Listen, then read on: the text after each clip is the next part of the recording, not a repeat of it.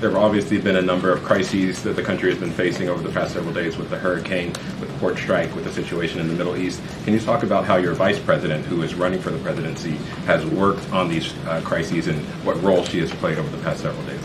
Well, I'm in constant contact with her. She's aware we're singing from the same song sheet. She helped pass all the laws that are being employed now. She was a major player in everything we've done, including passage of legislation which we were told we could never pass. And so she's been, and her staff is interlocked with mine in terms of all the things we're doing. Now, there's a lot of black men in here, and I don't mean to, not talk to other people, but this is important. Our black men, we got to get them out to vote. That's number one.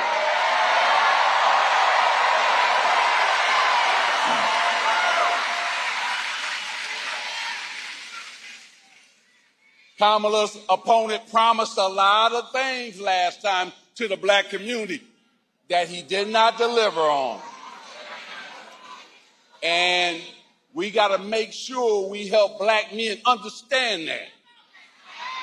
So that's why I'm here, to make sure I help black men understand. First, get out and vote, and then vote for the next president of the United States, Kamala Harris.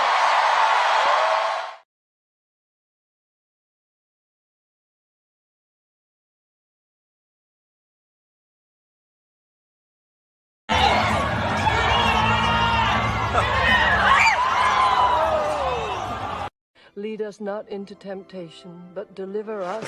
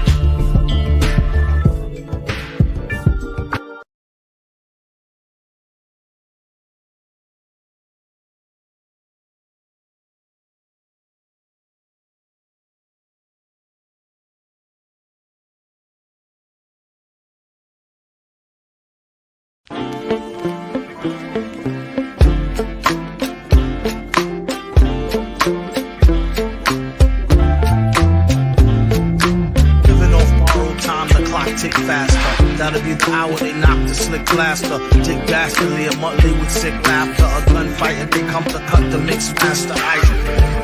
And living the true gods, giving y'all nothing but the lick like two broads. Got more lyrics than the church got ooh lords. And they hold the mic at your attention like two swords. Or you the one with two blades on it. Hey you, don't touch the mic like it's AIDS on it. All right, welcome once again to the beatzillapdx official show. I am your host, beatzillapdx official, and this is the weekly wrap-up. Yes, indeed, and we are here live and direct. So, as you are coming into this broadcast, go ahead and hit that like button, hit that thumbs up if you would.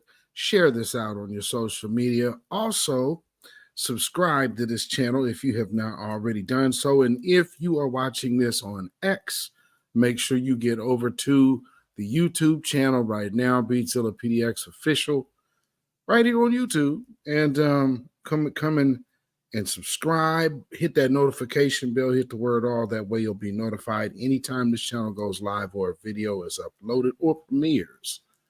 And once you're here, if you really would, you like what you enjoy the content here and want to support this, you can also join this channel and become a member as well. And so that would be by, of course, the join button. And then there's a few things that you would see that everybody else does not see. And then you'll also be seeing some videos before everybody else as well. But with that being said, we are here and hope everybody is well. And as you all are seeing, it's the standard American double standard. And as you see, Doug Emhoff is pimp hand strong, as you have already heard, probably in some of these stories. Maybe some of you have not heard, but we're going to get to that. And then, of course, Garth Brooks has also just recently had some allegations that some things went down with him and a woman that worked for him, and now I guess he's saying he was being extorted. We'll see how all of this plays out, and then I have Jonathan Majors on the screen just for the sake of all of the things that have went on. I think we could say, safe to say, Diddy would not be a fair fit for this. However, some people do feel Diddy might be getting a raw deal, which the way that they're throwing everything on him, yes. But, we'll see how the rest of that one comes together as it plays out. But I have Jonathan Majors on the screen. One of the major reasons is because of the double standard that we live in this American society, which, he got a hold felony or was that? I think he's or misdemeanor for injuring a woman's finger while trying to flee from what would actually be her. Because isn't that kidnapping when you restrain a person and try to prevent them from leaving? But I guess since he was successful in escaping, now he's. They look at him as a criminal. He's lost his movie deals and whatnot, and done nothing of the sort of what they're saying Doug Emhoff has done, and has smacked a woman in circles like Dave Chappelle's Rick James to Charlie Murphy. They say Doug Emhoff said, "What did the five fingers say to the face?" But before we get into any of that, we are going to greet the chat. So if you're watching on X, you might as well just come on over here to YouTube and get your feel in over here. But we have One Who Cares in the building. One Who Cares. Hopefully. Wait. Okay, I'll just make sure my sound was good. One Who Cares in the building. Hopefully everything is good with everybody. And you and yours, thank you for being here on this Good Friday evening. Oh, and One Who Cares, also thank you for the good info that you'd be hitting me off with. Thank you. And Antithesis in the building. Salute to you, Antithesis. Thank you for also being a member, and shout out to you. Thank you for the Cash App donation. I appreciate that. Peace, power, blessings, and protection be up on you and yours. Much appreciated. And we got Judah Israel in the building. Salute to you, my good sister. Always a pleasure to have you in the building on moderator duties. And also, of course, thank you for being a member and being my longest standing moderator. Indeed, indeed, indeed. Salute to you, my good sister. And we have Scylla T in the building. Scylla T, Jersey City in the building. Black First. Thank you for being here on this Friday evening. Appreciate it. And we got Isaac Holloway in the building. Back Black First, my good brother. I appreciate you for being here. Thank you for being here on this Friday Eve. And we got our good sister Black Spider in the building. Pacific Northwest Coast in the building. Thank you, my good sister. Appreciate you. And thank you for being a member. And we got David Boyd in the building. Yes, indeed. Coming from the Bronx. David Boyd in the building. Black First, my good brother. Appreciate you. Always a pleasure to have y'all in the building. Salute to everyone. So, let's see. Where do I want to really even start? Oh, you know what I will do? Let me just hit some news, some news that just recently surfaced about this global situation that's going on here. And it's saying that Israel has given no assurances it won't target Iran's nuclear facilities. That's what it's coming from a top State Department official. So, yeah, like I was saying on the last broadcast, keep an eye on that, family. We don't have a dog in that Gaza fight or this Iran issue. However, we do want to pay attention because the consequences of these situations are what we need to worry about.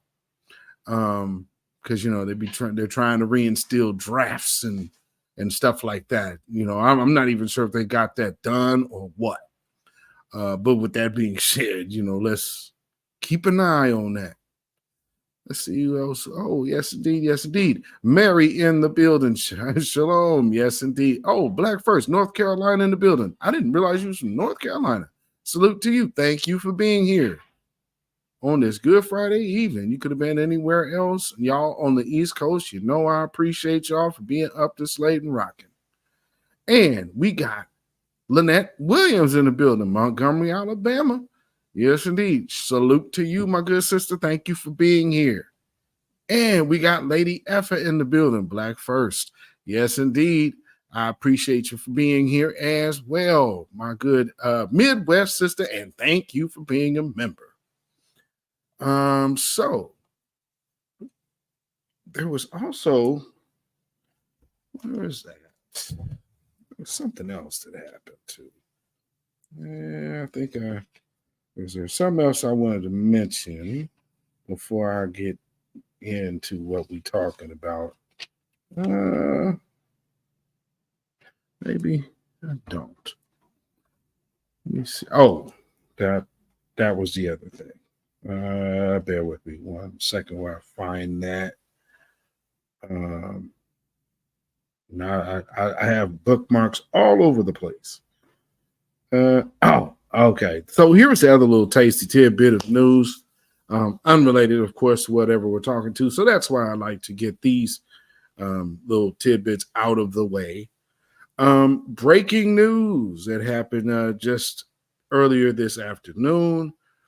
Toyota, the car brand, the car manufacturer Toyota, has announced it will no longer sponsor LGBTQ parades and events and will no longer make efforts to promote diversity, equity, and inclusion. That's pretty interesting that that's happening. I think something that people are taking notice of, and especially even white America, as we could say, like, you're having white Americans identifying a difference and saying, hey, these people that are coming here want these benefits. They're not even black people. We know we owe them.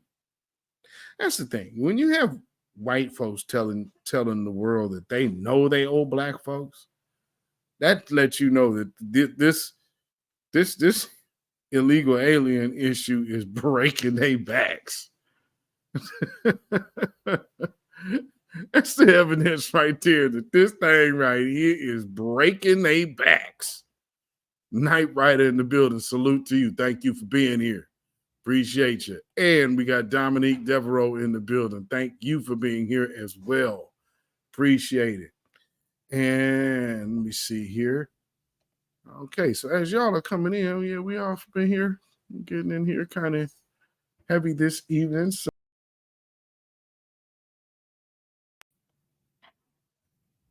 there we are. Good evening, family. There we are. There we are. Hopefully everybody can see me and hear me clearly. Y'all see they brought out Magic Johnson to co-sign Kamala Harris. Here's the thing about all of this. Now, when they were talking about rappers and entertainers who support Donald Trump, all of a sudden, don't listen to entertainers. And we ain't got no business listening to rappers. And I mean, they're not politicians. They need to stick to whatever they talking about. Stick to whatever they talking about. Then they go get these people and they start talking politics. All of a sudden, everything is forgotten. And with Magic Johnson, which I played at the Open, you got to teach black men what they don't understand about Kamala Harris. Let me tell you something, man. Tonight, we're going to go in on some things about Kamala Harris. You know how it's funny how things happen. Sometimes you go looking for one thing and you end up finding another. Amazing thing. You know, how I'm like, wow, with this whole Doug Emhoff thing, and we're going to start there because it's kind of a duopoly there. So we're going to take a look at, because we have to, if you're new here, sometimes we have to go back and look at, what was going on at certain periods and times and thank the most high and whoever you may worship, but thank the universe that technology is what it is today. And we have video footage and technology has been so advanced for so long now that we can look back 10, 15 years of a person's career. And oh, wow. Whoever is in charge of Kamala Harris's campaign, I will reiterate it. Someone needs to be fired. I said it about Joe Biden's party or Joe Biden's administration, that crew. Somebody needed to be fired. This, if it was not for the mainstream media being in bed with the DNC, this would be one of the most lopsided races ever. And truth of the matter is, I believe it's lopsided now, just in the simple principle that they have to keep telling you that it's a tight race. You already seen the one man who won before.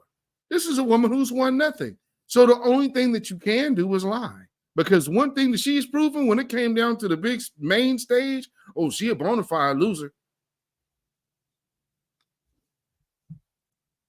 You could scream qualification all you want to. She a bona fide loser. She ain't won nothing, and she's right there where she didn't earn it now. I don't think so.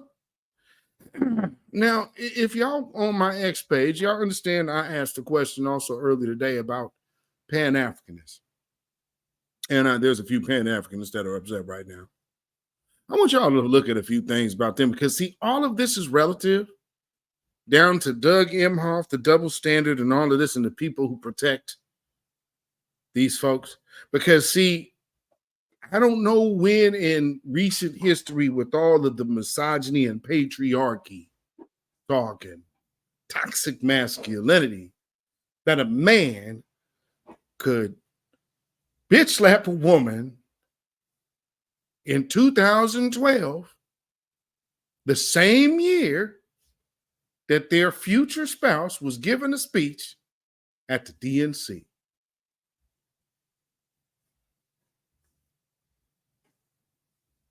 Oh, we gonna be having fun tonight.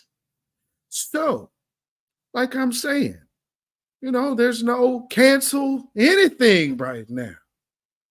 No Me Too times of nothing. He just, what?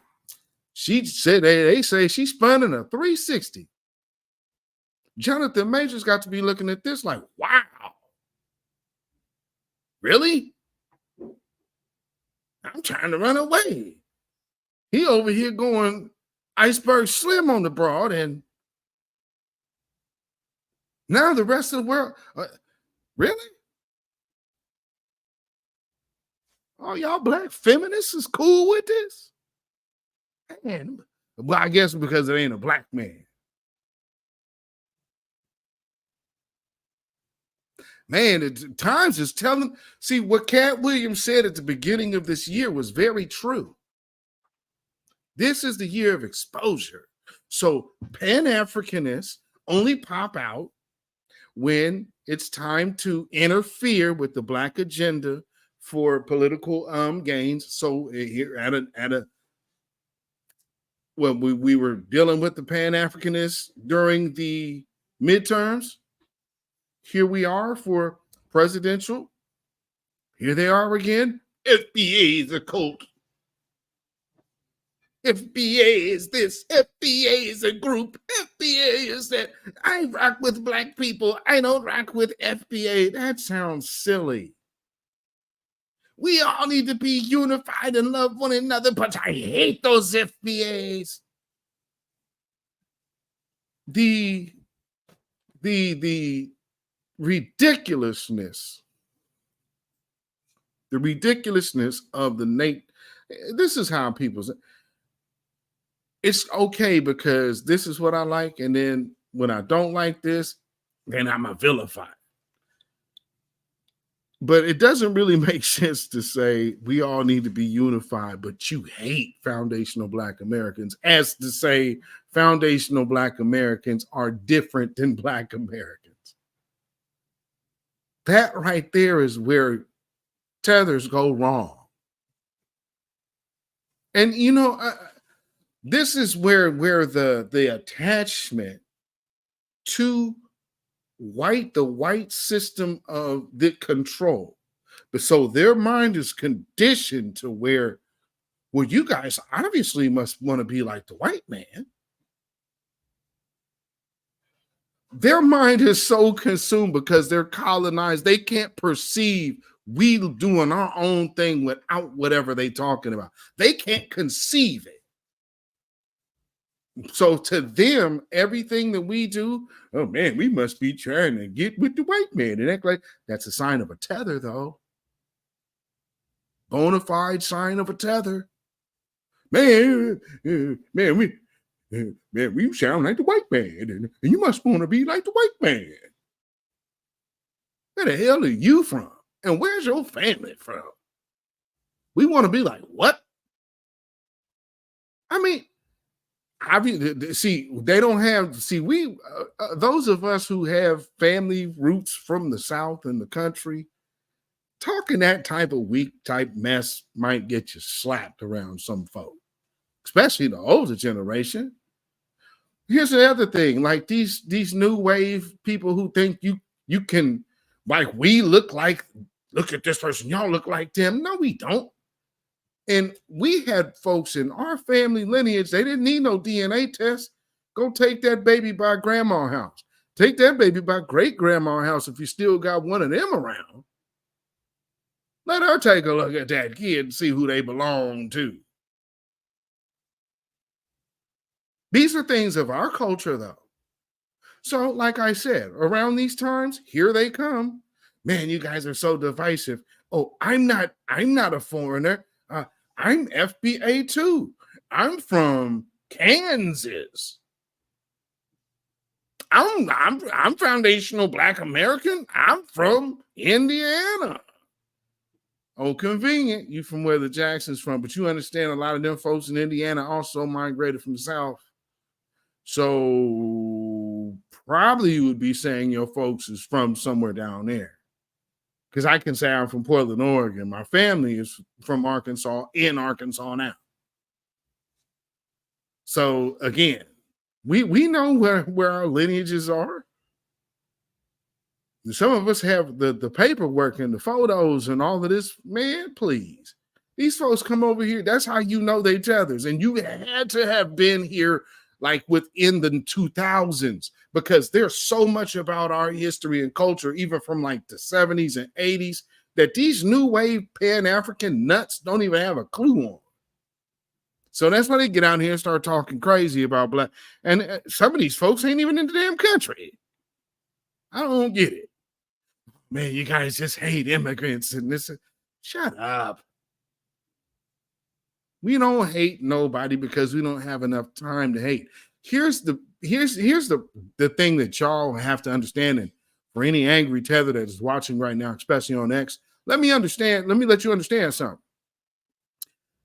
We too busy being great. So our greatness consumes our day, and our greatness consumes our time. Our foundational Blackness, that Friedman greatness, all of that. This is what we are now choosing to exercise, our own greatness. Notice what I just had to say right there. How much of that did you hear you in?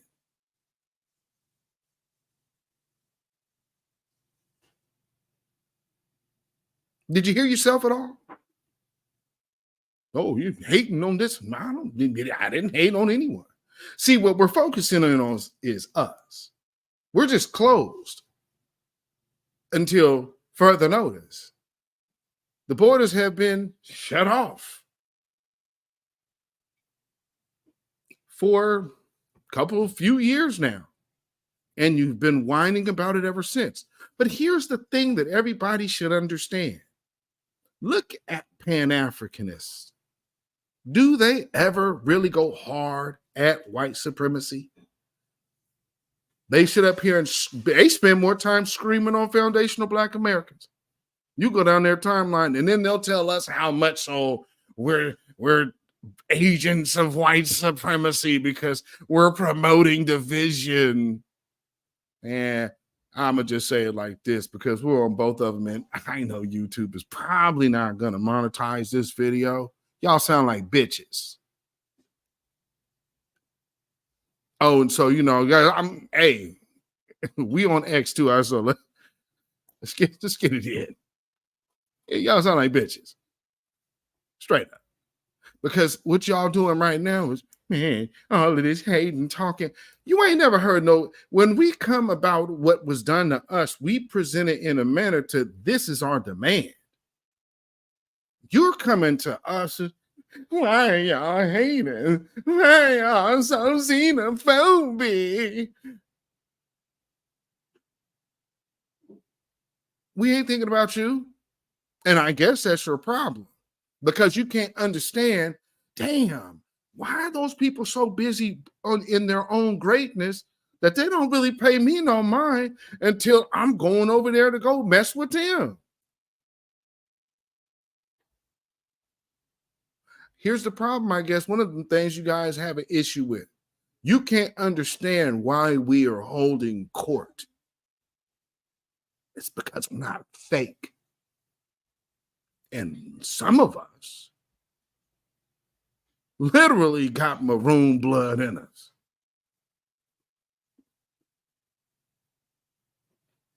That's another funny thing, hearing these dummies talking. You guys have no clue. Oh, they want to be indigenous and they want to be.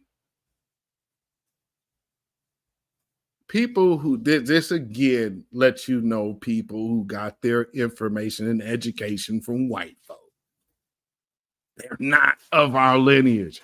Some of us have so much knowledge and wisdom. We grew up. You think they learned that in school?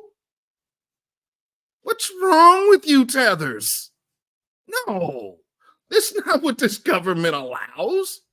You have to get that from being from the soil, genius. That's why you'll always be spotted and called out. And that's why y'all are crying. I mean, why do you hate us? Because we're not allowing you coming around us lying because you're a con artist. All of you are, man, pan-Africanism, and you trying to sell your hustle. But let me see y'all pan-Africanists really start taking it hard at the man. I'm like Superfly. Y'all ain't ready to do nothing to the system. But are y'all ready to cry and whine and bitch and moan? The man foundation of Black Americans, they driving division. Shut up. You just trying to sell a book and some African incense and oil. Stop it. Let these folks run this con game on you. They ain't about no people. We done seen them come and go. Polite. How many of y'all thought he was really for the people? Oh, there was a ton in my chat. There was a ton that one video I did on Polite with 16,000 in a day. Where y'all at? Obsessed over this Negro because he put his spell of magic on your dumb ass. And you think that you coming over here telling us something that no, man, the spell is not working over here. Y'all are consumed with the ignorance, but show us that you really about this life. Pro-blackness is also standing boldly in front of your oppressor, homie. And I don't see none of y'all doing that. So if y'all can only cry and whine and troll foundational Black American pages talking about Trump, let me tell y'all from my own mouth, you a bitch. Just got to let you know that. Now let's move on with tonight's broadcast. I know I have a few extra tethers in the chat tonight, so I just had to give it to you like it needs to be. Because I already know how that's rolling. Oh, why do you hate us? Why do you hate us so much? Well, because you're causing problems. Here's the thing. When we here in America fight for you to be here, it's quite disrespectful for you to then come here and talk about how great the white man is. They were the ones trying to keep you out. We were the ones fighting to get you in. Fought them to get you in. So how now would we be agents of them when it took us fighting them to get you here? Make it make sense. So when Beatzilla speaks, Tether should be quiet. When you hear voices of the new Black media speak, y'all should be quiet and just be happy that someone advocates on Black people's behalf. Look at it this way.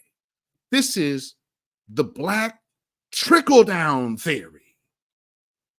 It starts with us, and y'all get everything else.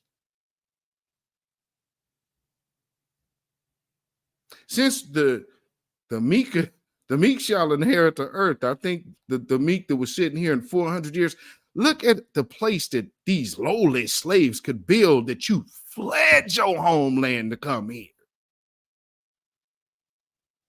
And talk to us like we owe you nothing. You talking to foundational Black Americans who know who they are. And I guess for the most part, y'all could be like, oh, shoot, we thought he was, he's something else. Yeah, you thought so? You hear the soul and energy in my voice, don't you? Yeah, miss me. He's mixed and all of that. Not my stock, baby. Where's Jet Black? How that makes sense? don't know nothing about American history coming over here talking about. And have y'all seen that with the whole light skin thing, the real colorism thing? Like, if you're not John Shaft, then you must be mixed. Y'all don't know nothing about us. The only people who don't say that type of weirdo mess is the Haitians. But the Africans, oh man, you guys are idiots. When it comes down to who we are, you are idiots. Obviously, your information didn't come from any good source, which again is the problem of why we can't connect, because you're too consumed with the white man. While this is how y'all project him onto us. That's how that happens, because you don't hear us talking to anybody. Y'all standing like the white man. Not when it's not warranted. Now we saying, okay, you're repeating a talking point of this particular person. But to sit up here and just randomly, because we don't like Kamala Harris and we don't favor pan-Africanism or ism, we must be paid by white supremacy. You understand what I'm saying? Man, listen, man. These people really want to, they want to try it with foundational Black Americans. I just don't get it. And these are the people who helped you get here. Why don't you think they should be pissed off when you're being disrespectful? You're ungrateful. Now you can come around us and tell us about the white man? Man, let me tell you something. No, miss me with that. So let me, the funny thing is with that whole Doug Emhoff thing, and going back to that,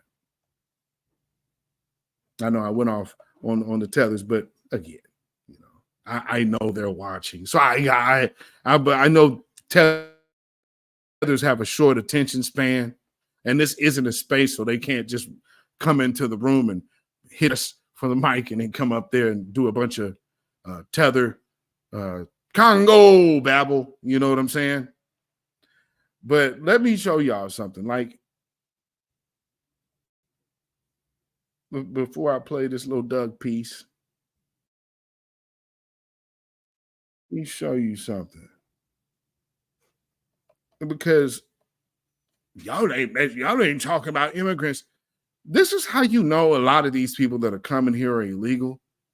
Hey, from this picture right here, this visual, none of us can tell what race these people are. They're just illegal aliens. So to come around us and be like, why do you hate immigrants and blah, blah, blah, let's stop it. No, this mass deportations ASAP. And that's another thing. That's really, at the end of the day, that's what they're upset about, is that mass deportation talk. And so now they realizing that your stay in America might be coming to a quick end. You might be out of here by next summer.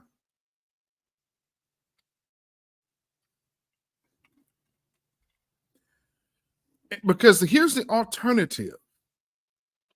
Vote for the party that is in office right now and continuously see nothing but adult males that are able to pick up arms and be soldiers against citizens, people on watch lists, just walking freely, gonna come over here and bring their kids sleeper cells and some more. This is, I don't know how you don't see this is putting the American public in danger. That's not hating immigrants. That is being logical. That's how these people start getting. Don't let them project that, because what they're so used to is what the Democrats have pushed. And that's emotionalism. Politics by way of emotion, which is crazy. Okay, so yeah, let me Let me play this audio here. Well, actually, fair use. I'll play the video because I don't think screw it. Let me go here. Okay. So, all right. So, Doug, who is pimp hand strong, apparently, allegedly, is somehow getting a very light touch by the media of a story that should absolutely be investigated. So let's hear a little bit of this. Josh Boswell. Josh, thank you for joining me, Bill O'Reilly, and Stephen A. Smith. Now, Josh, what did you believe the right standard was here? How credible do you believe this story is? I think it's very credible. Otherwise, we wouldn't have published it. You do not get, as you were just saying, very often people coming forward named. And the reason is they're worried about retaliation. These are very powerful people we're talking about. But what we have here is 3 friends all saying they were told the same thing, 2 of them contemporaneously. This woman, Jane, we're calling her, she called one of the friends immediately after the incident. That's what this friend told me. And that's backed up by the other 2. And it's not just that. We have documents as well. We have messages and a photograph, which evidence the relationship, evidence the trip happened. There's also footage from the event, which shows that she and Doug were there. And you reached out to the woman who was supposedly a New York lawyer, and she did not deny it. She refused to comment. You reached out to the campaign. They didn't deny it. They refused to comment. Stephen A. Smith. Oh. My question is, how long have you been working on this story? How soon or how recent was it that you received word of these allegations that are being leveled against the potential first man? So I've been working on investigations into Doug Emhoff for a little while. I mean, you can see, so I work for the US website dailymail.com, and we published in August a story about Doug having an affair with his daughter's teacher, grade school teacher at the time, her nanny. So I've been investigating him for a while. This story I've also been working on for several weeks. So, this was a thorough investigation, something that I put a lot of work into. If it were Trump or... Now, I got to say, did it feel to y'all that Stephen A. Smith was just the slightest bit uncomfortable in this situation? Is it me, or did he seem a little bit uncomfortable?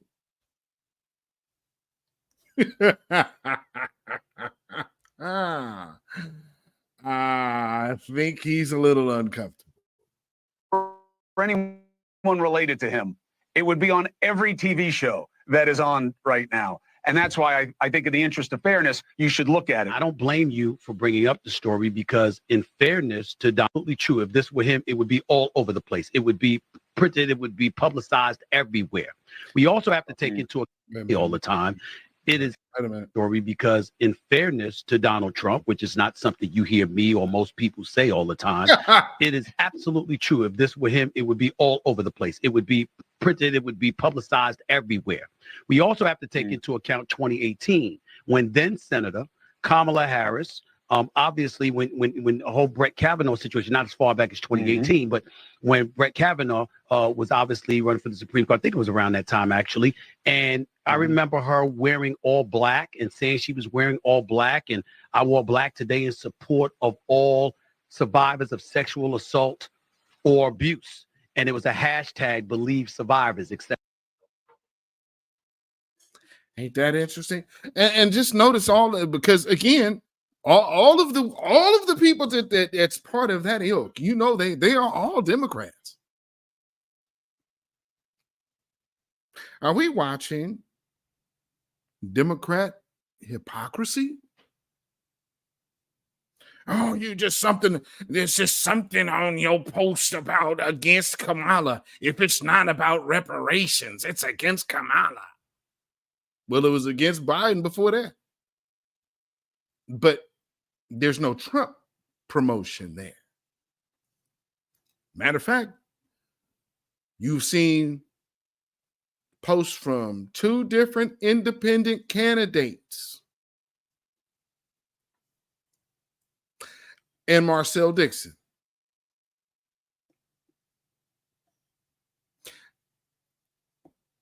That's not promoting Trump.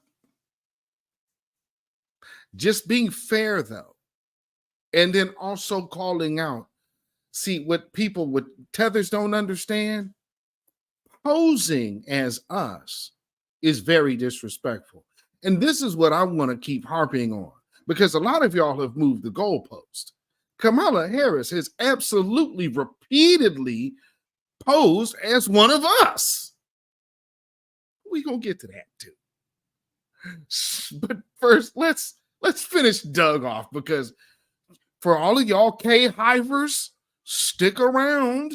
This ain't gonna take long, but stick around for a little bit longer. Let's get through Doug, and we gonna get to your favorites, your favorite soul roar, your favorite ski-wee.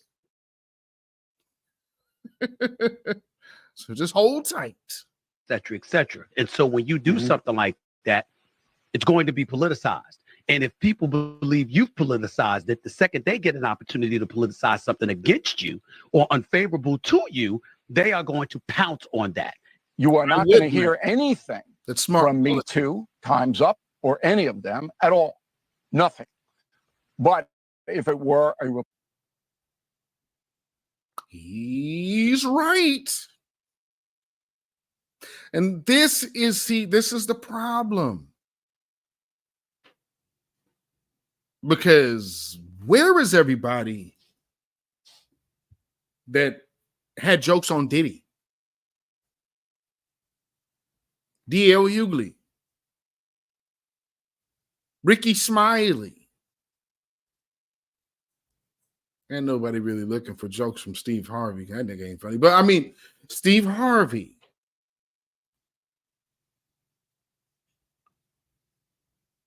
I'm just saying. Here we go. Doug. And hey man, let's just be fair. That's what we want. The people need fair and balanced. Show some integrity. Republican or conservative, they would be denying the person accused of due process. Because that's what they do. Also, if he's black, let's remember Jonathan Majors. Unless it's someone on our side. So what I've just told you is absolutely true. I hate that about this country right now. It is the worst thing about America, that the media has embraced the denial of due process for headlines, for clicks, for money.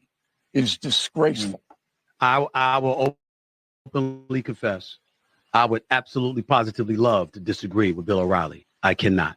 What he said was right on the money in terms of what has transpired with our media, its coverage, in some instances, in terms of the bias, in terms of the favoritism, in terms of the lack of neutrality, and the absence of due process.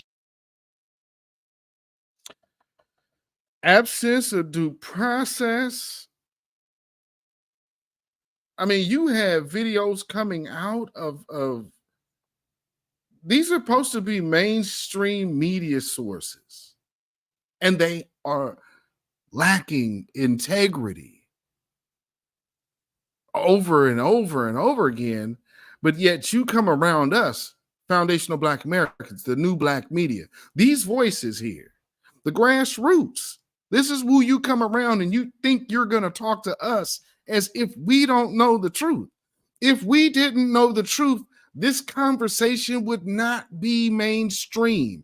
There's people out there that really truly believe in their heart that this came from the Democrats. This Black agenda, it has something to do from the Democrats. And then the other people say, oh, well, it must be the Republicans paying them. No, damn it. Listen to us. It is our agenda. The Black agenda is coming from the grassroots. It is not coming from a party. So if a party wanted the votes, then you might want to start looking at this particular sect, because you already have the votes of the bootlicking boule. Here's the thing, though. We needed to cut off your regeneration system. Your church is done. And your politicians are very old and dying, and everybody coming in through that system now can't be trusted. D9ers, most definitely, you are getting looked at right now, kind of funny style, because it's either going to be that or it's going to be this.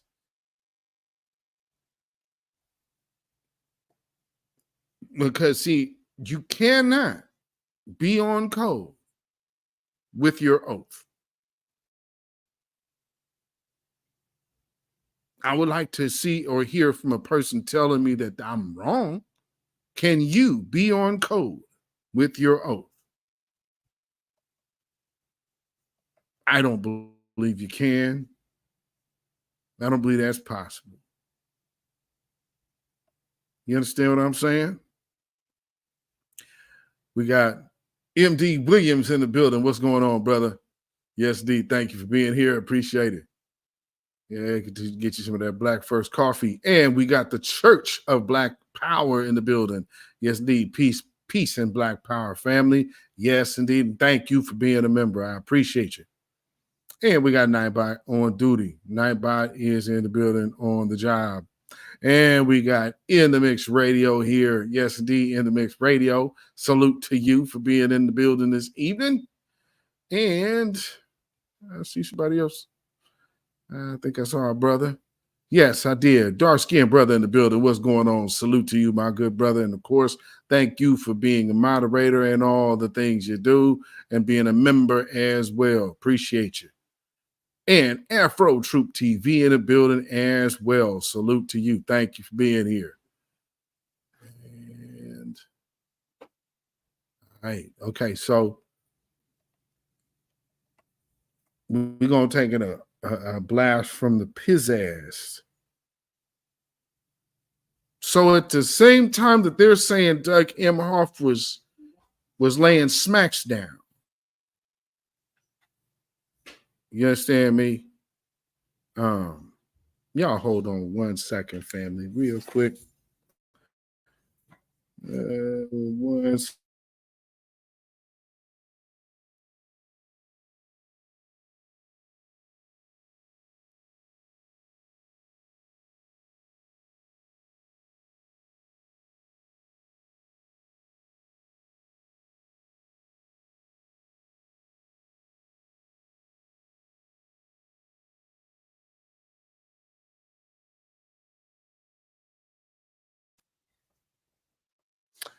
Yeah, doing we semi-empty nesters now. So the baby's on campus. So I'm saying, and you know, you used to your young ones coming in for the evening. He going home for the evening. Yes, indeed. So, like I was saying, we're going to a blast from the past. And this... On behalf of the great state of California, I thank you for the honor and privilege to be here. So let's get right down to business. We are... Family, first off, I want to preface this with this is 2012, okay? 2012. We're here because we love our country. And we firmly believe in the American ideal that our country should work for everyone. That ideal is written into our laws, the rules of the road that create a level playing field in this country. Those are the rules I became Attorney General to uphold. And those are the rules Mitt Romney would have us roll back. Same kind of lingo, huh? the exact same kind of lingo. Hopefully, I see it, Dominique Devereaux. I see what you said about the Kamala. I have it on conservative, so it's supposed to be like limited, but I guess different people are getting different results on that. So yeah, shout out to YouTube on that one. But notice how she's basically given the same speeches today. This is 2012, so just think of how they presenting this person to you, like, okay, she's coming down the pike. That's why you have AOC, and you got they got a backup plan with the little young sassy girl. What's her name? Jasmine Crockett. So we'll see. But check this out. Even more. He would roll back the rules that protect the air we breathe and the water we drink. Roll back the rules that protect the health and safety of women and families. Roll back the rules that prevent the kind of recklessness that got our economy into this mess in the first place. Literally. You can hear this right now. Instead of Romney, it's Trump. Here's the other irony of it. This is after 4 years of Obama. Or 3.5 years in the same situation. So you're going back into re-election time. So the last few years was this. Well, I've seen all that happens when you roll back those rules. What happens are rows of foreclosure signs. What happens are mountains of family debt. What happens is a middle class that's hurting.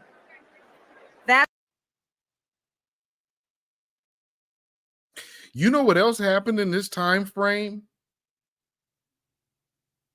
A gang of gentrification. But she saw rows of houses and signs. Sounds to me like she just described to you the perfect storm. Because in that situation, financially, who's going to be the most? What's the demographic of the group that's going to be most affected in a housing collapse? Seeing rows of signs, and then gentrification is moving on in at the same time. And we're supposed to trust these people in 2024 with all of this illegal alien army that they have steadily building its ranks, and we're going to call it something else. Every time you see these shots, it's men, not families, men. So what are they doing? They're coming here to start and establish themselves. They're going to get on that phone and they're going to call their family members, come on up, because they're established based on the state and the government. No, man, enough is enough. But let's hear some more. That's what we've seen in towns across California and across this country. When it comes to the housing crisis, the choice between Barack Obama and Mitt Romney is clear. The fact is, we don't have to guess what Mitt Romney would have done if he were president, because he told us.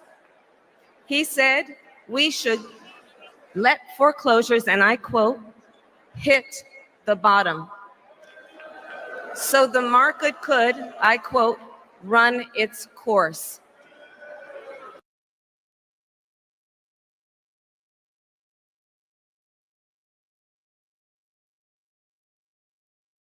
Okay, that's pretty much, and there's more. But understand what she's saying.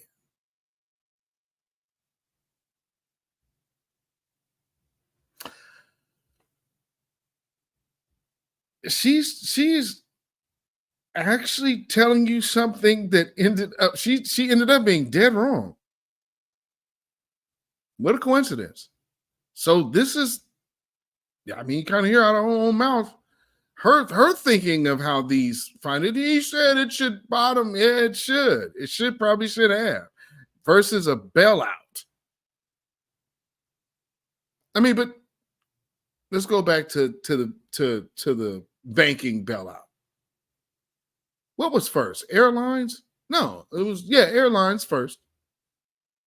That was the first dummy check. The banking bailout was the biggest dummy check. That was the dummy check to see if America was ready to just do what the government or the state is saying do. Fast forward to year 22.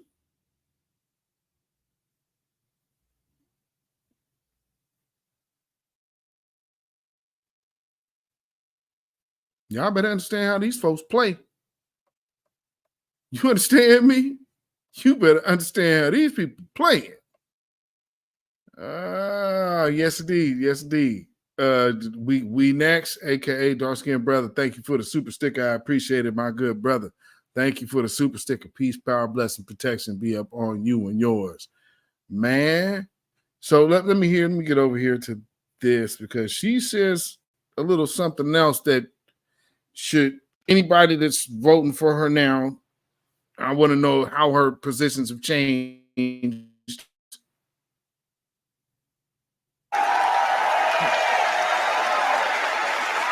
We need to move forward.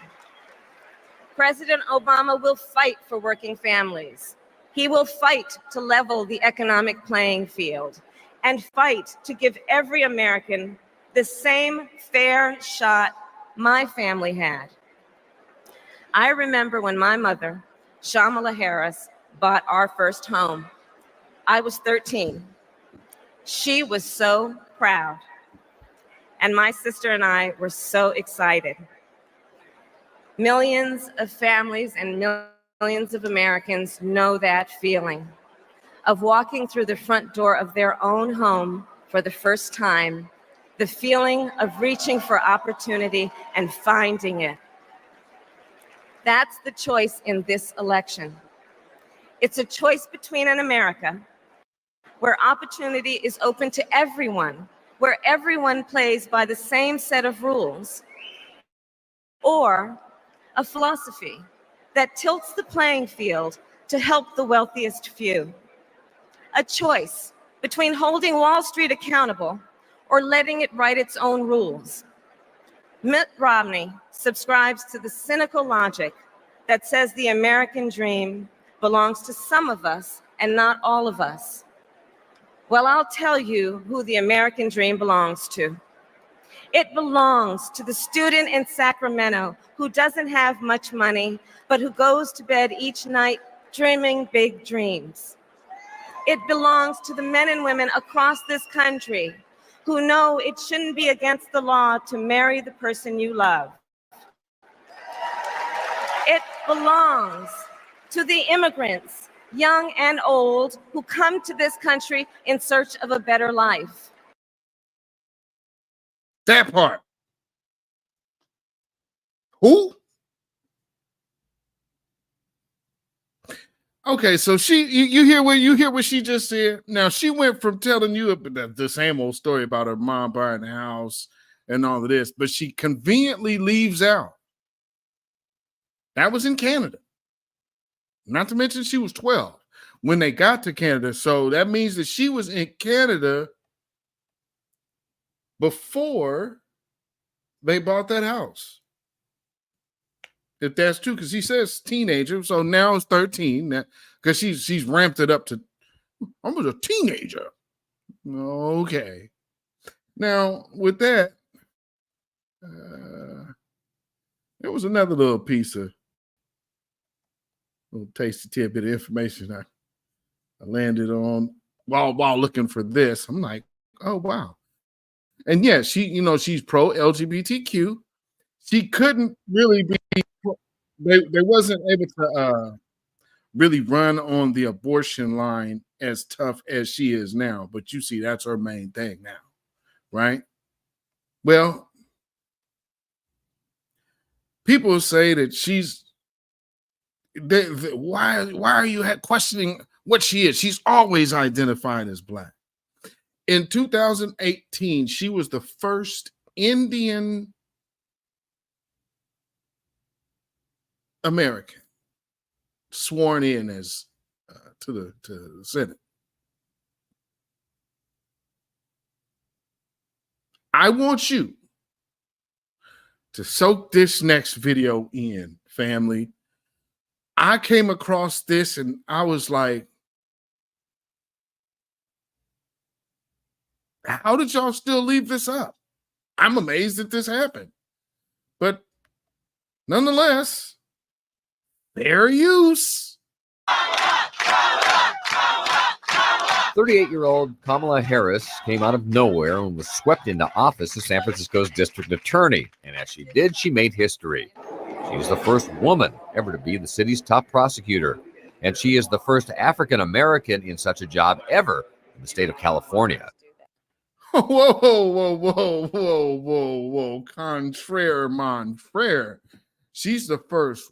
What? Did you hear immigrant or child of immigrant or Indian American? No, they called her African American. The designation given to the Black Americans primarily, descendants of chattel slaves. But let's go a little further. Just following in big footprint, she says. My mother and many others before me. You know, I'll tell you on the subject of my mother, and I keep saying this, but it's true. You know, she said, just since we were young, you know, you may be the first to do many things, but make sure you're not the last. Kamala Harris was born in Oakland, raised in Berkeley. Her parents were both professors involved in the civil rights movement. Her father, African American, her mother, Eastern Indian. Her name means lotus flower in Hindi. Her father's a what? Her father's what now? Did you notice that we're not hearing anything about being an immigrant? Not only that, though, her father's what? Her father's an African American. You think Kamala Harris didn't know that they was running with this story? And why people are sitting out here telling you this? Is because they knew, and this goes back to saying this is the dishonesty. Do your research. Okay, well, you know, this seems pretty damning. I mean, you know, yeah. There we go. Let me hear that again. These are lies. They just come on out, and because you think they making it up on her, and she didn't know that they were referring to her father as an African American. Where'd they get that from? Be the first to do many things, but make sure you're not the last. Kamala Harris was born in Oakland, raised in Berkeley. Her parents were both professors involved in the civil rights movement. Her father, African American, her mother, Eastern Indian. Her name means lotus flower in Hindu. She worked for a time for the man she beat, Terrence Hallinan, most recently for the city attorney. She was virtually unknown when she entered the race earlier this year. Opponents tried to capitalize on the fact that she had once been Willie Brown's girlfriend, tried to taint her as part of what they called the Willie Brown machine. It didn't stick. She is determined and energetic, as this campaign has shown. She is very smart, and she is sensitive and personable. Her politics decidedly liberal, though she ran to the right of Hallinan, who could be the most liberal DA in America. Both are against the death penalty, support medical marijuana, want juveniles steered away from adult courts except in the most serious cases. She went after Hallinan on his low conviction rate. Kamala Harris has said that her conviction rate is going to be higher. We have about 25,000 cases a year, and so it'll be interesting to see how she proposes to do that without destroying any of the diversion programs which allows a person to participate in counseling in lieu of jail. Most important things don't come easy. So it's not going to be a cakewalk. There's a lot of work to do. Kamala Harris starts her new work January 8th. Mike Sugarman, CBS 5 Eyewitness News.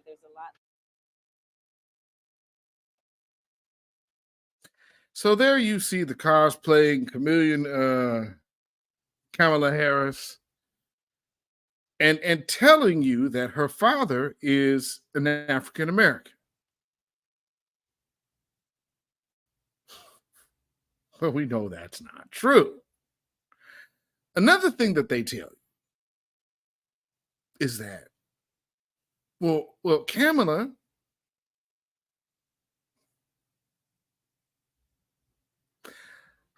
y'all saying she locked people up for truancy, you know, and truancy, and she didn't have anything to do with that, and she didn't lock anybody up.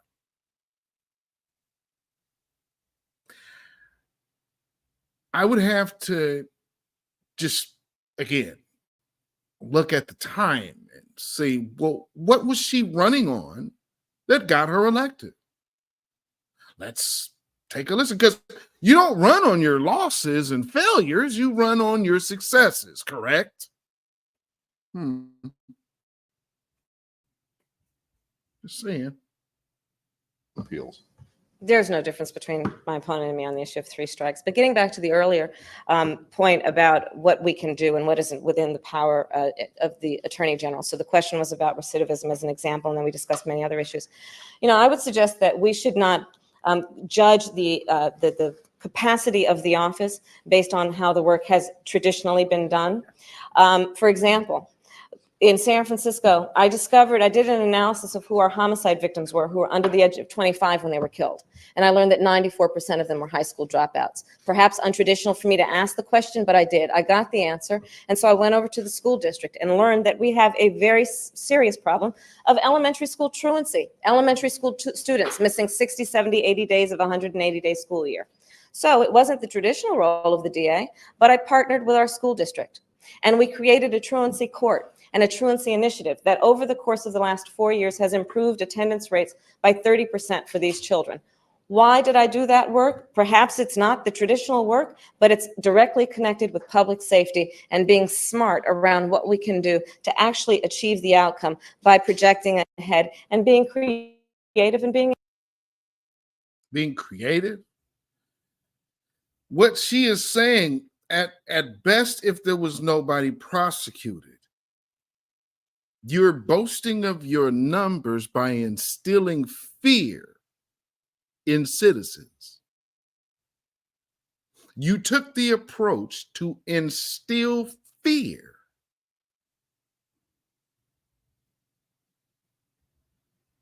And this is what you run on.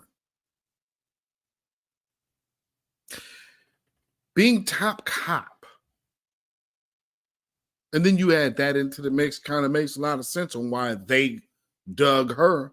And why was it that the two people that they were looking at to be this black woman vice president for Joe Biden was Kamala Harris and Val Demings? Because they're both cops. Police. He absolutely was down with police. And then they say she was, they always bring up her being with the defund the police. Well, clearly she wasn't serious about that. Clearly. Also, now you got these lead paint sippers running around here talking about, man, you know, Kamala, you know, she doing stuff. She gonna do stuff for the black men. She talking to black men. Like, come on, man. She's not. And so now we have all the double standard of Kamala Harris being an open, blatant liar. They're upset at Candace Owens for digging in on who this woman is. And here's just more proof to show you that this woman is not consistent. This woman is has flip-flopped from her identity time and time again. The one thing that has remained consistent from Kamala Harris in the last 12 years is that lame, tired-ass speech she keeps giving. That is literally, she's on the campaign trail mixing in her DNC 2012 speech. You can't tell me how qualified a person is when they're still using speeches from 12 years ago. This is what got me here. I guess we'll just keep using it. Come on, man. And then she ain't guilty for what she's done, and then the stuff that, man, come on. Y'all just not satisfied. So let me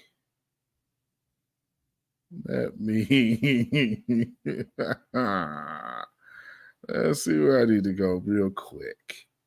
I guess we'll hit this. I gotta get this in there. That's right. Hold on. So y'all understand right now we are in a serious crisis here and abroad. Now, with these, with what Joe Biden said earlier, for those of you who were not here at the beginning of this broadcast, and for those of you who are watching on X, for those, especially you Democratic shills that might be new to this broadcast, understand something, because y'all like to hang on this lie as well. And that is, Donald Trump had called up his friends, and the Republicans refused to pass the bill that would have been the strongest border safety bill. And then Donald Trump promised things that he didn't deliver.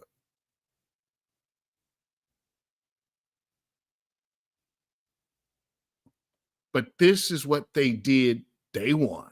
We had a very busy and active day today, as you all know, but I wanted to take a moment to go through the 15 executive actions, or highlights of them, I should say, and some of the steps that the president asked agencies to take today. You should have all received copies of the executive orders as well as the accompanying fact sheets, but I want to take this moment to highlight them for the American public who are watching at home.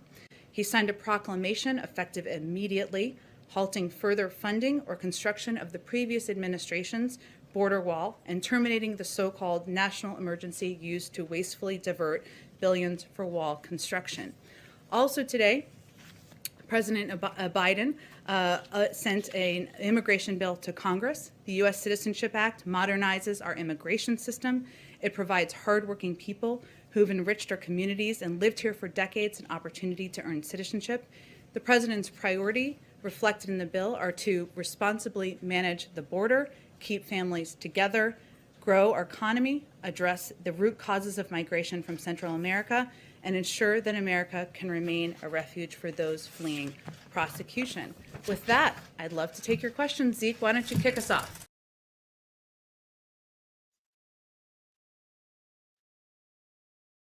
And that's the truth, ladies and gentlemen.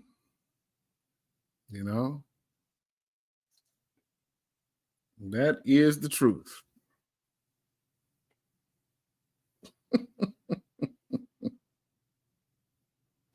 And so when folks come to you and tell you that, man, Trump and his pals, stop listening to MSDNC, because that's all they are, is a propaganda machine.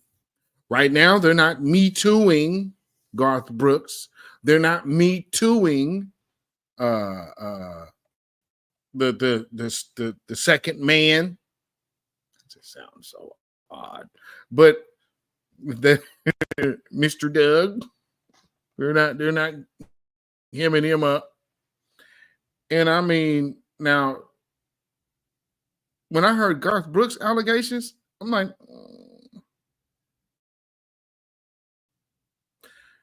Waiting on this. Let me see. Let me get this. Okay. Let me. So with Garth Brooks things, let me let you hear. I'll play as CBS. So I'll play the audio. But let me let you hear what they're saying about Garth Brooks. Because again, where are everybody who's down with the Democrats and down with the LGBTQ movement and supporting this and love is love?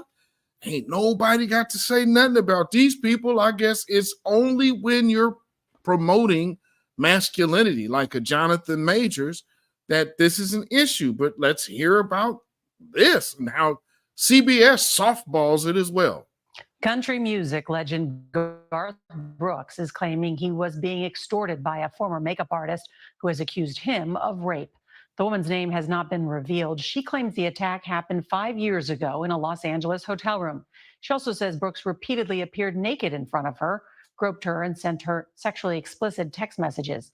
In a statement, Brooks maintains over the last few months, she has threatened to tell, quote, lies and tragic tales if he didn't write her a check for millions. He filed his own lawsuit last month claiming extortion. So, they get the benefit of the doubt. Black folks, I will say this in Jonathan Majors' case, but I mean, who didn't think that Disney was going to fire him anyway? And, as it turns out, he's guilty of what? I don't know. It's funny because nobody's talking about charges on Doug Emhoff. And granted, I'm sure the statute of limitations on that is already passed, but it still, still brings, you're talking about what you're saying. He represents, a new, what's she say? A new something of masculinity. How does she frame it? Do I have that video still in here? Because y'all promoting this man for being like basically a soft man. And, just kind of seems like, oh, wow, you ended up being deceived from his softness? Go figure. Okay, let me see where do I have that? It's your second man, wanted to be first man.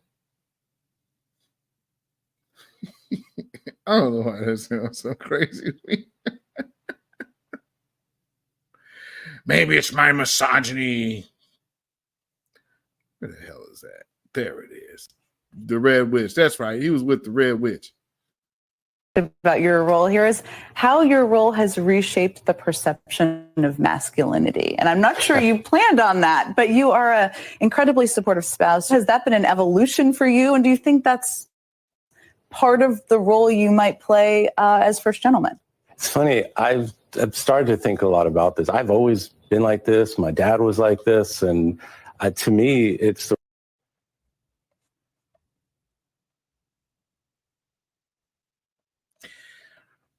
redefining masculinity. So see how they were doing that, how they've been trying to push that line. Boy, did that backfire quick. That backfired real quick, didn't it? That backfired on them super quick. So, yeah. I guess we'll see how the mainstream media continues to try to avoid besmirching these people. Back, and then they'll have them with The View, and they'll go sit down and talk to the women of The View, and they'll make it right, like they did with Michael Richards, and what they do, they had Whoopi Goldberg up there telling the world how much of a racist he's not. And of course, Michael Richards is the one who's notoriously, talking about when my daddy's granddaddy's day, your white man was talking, you get up and you be lynched and blah blah, hanging from a tree. And then here's my other issue with the black Democrat class. Oh, it's all right. You done been super duper racist to everybody, but let's just excuse it. You's good now. Let's help you promote your new book. Man, please. So, from the recent, the recent campaign stop of Kamala, I guess she's been freezing up because the teleprompter was jacked up, and then she's also continuously rehashing the same line. Remember his number, 32. Today we got 32 days until the election.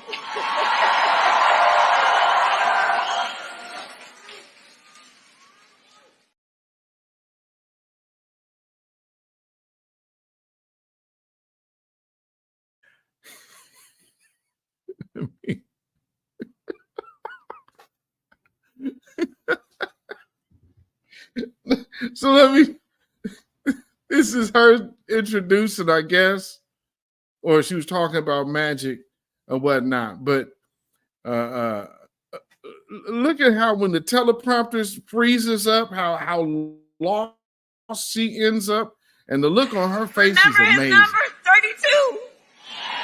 Today we got 32 days until the election.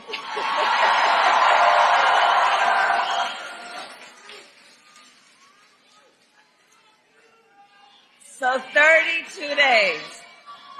32 days. Okay, we got some business to do. All right. 32 days. And we know we will do it.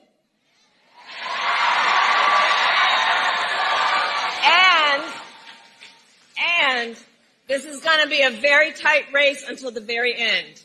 This is going to be a very tight race until the very end. We are the underdog, and we know we have some hard work ahead.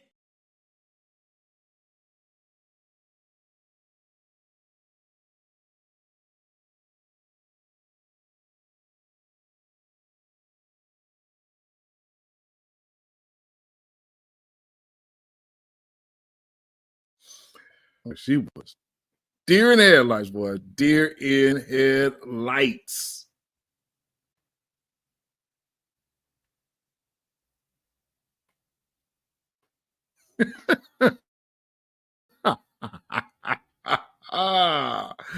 Oh, that's too much. But like I was saying, the help from the mainstream internet,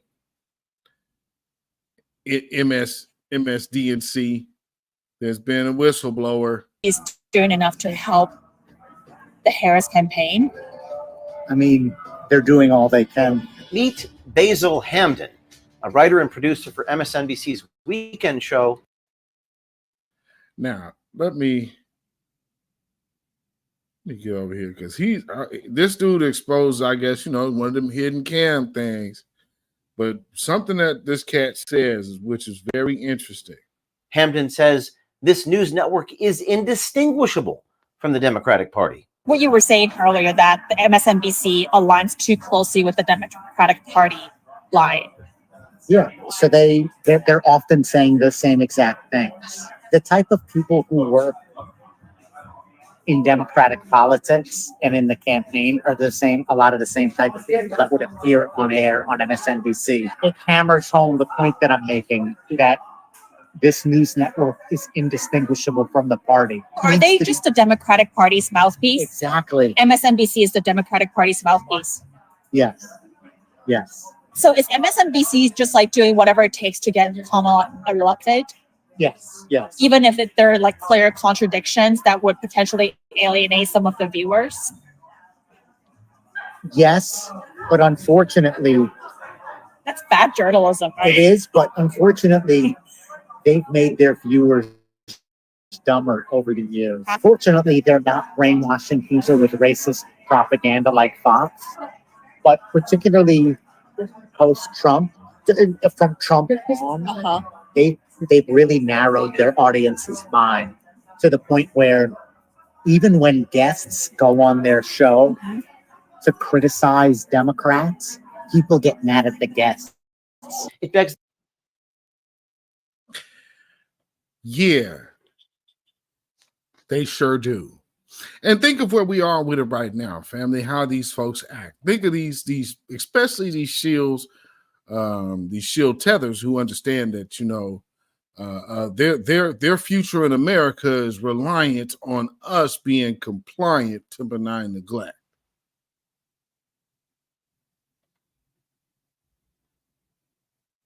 And I mean, that right there is just what it is.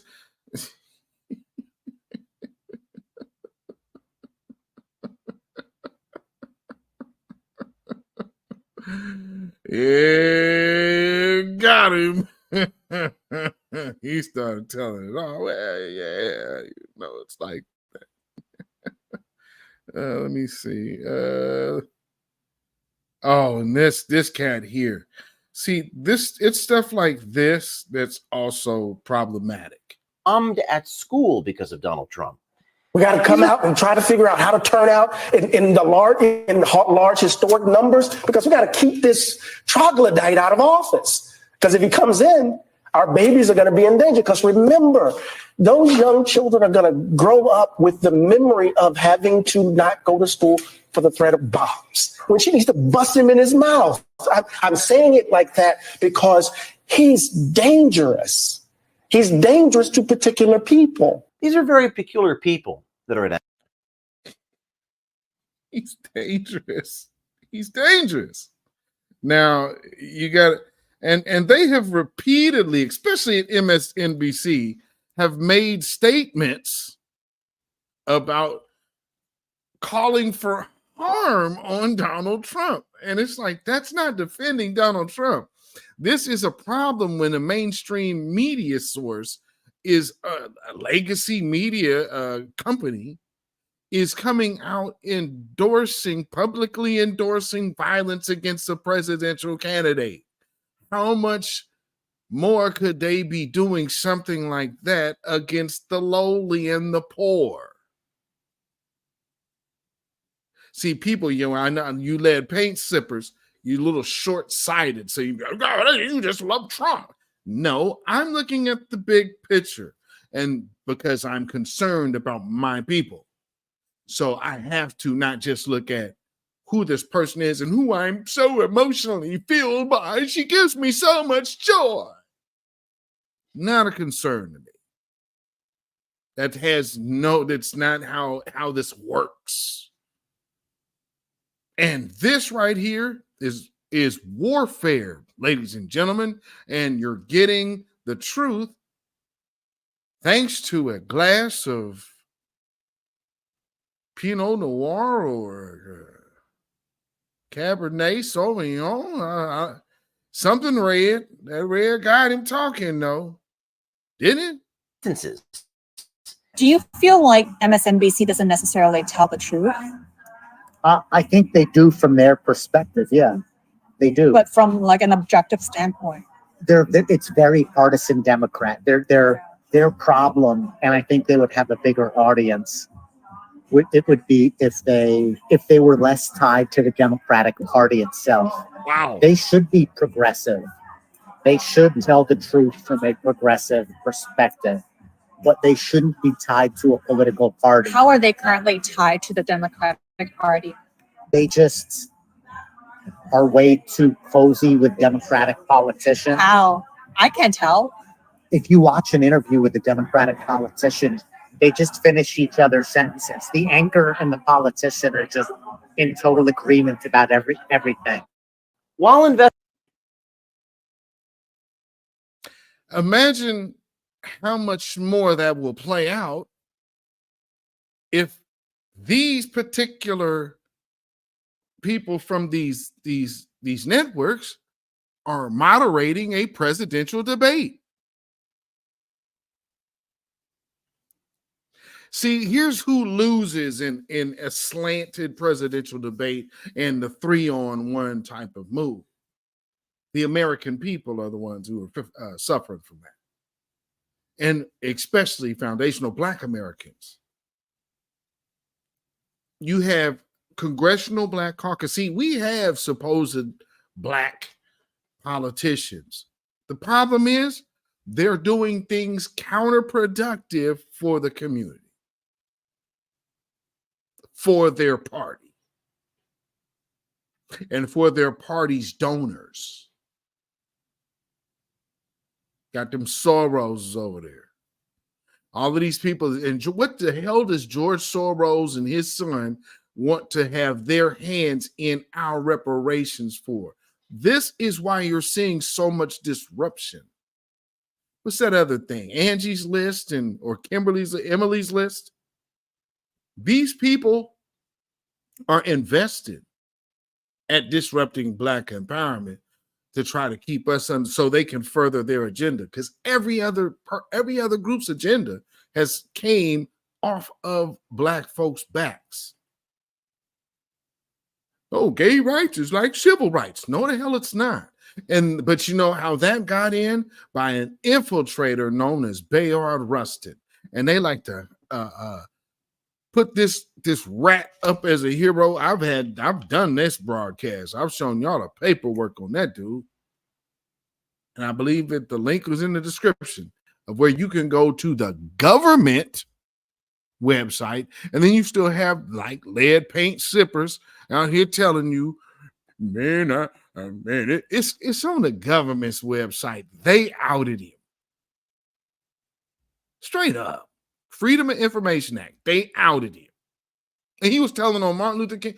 So don't tell me all this information that he was telling them and then say Bayard Rustin wasn't a snitch. How do y'all know that Martin Luther King liked white women? That's straight out of Bayard Rustin's report to them folks. Say he liked white prostitutes. That come from Bayard Rustin. So while they over there trying to put him as a hero, he was a snitch. A straight up cooperating operative. So let me see if he catches some more of this guy. Yeah, he's just giving it up, ain't he?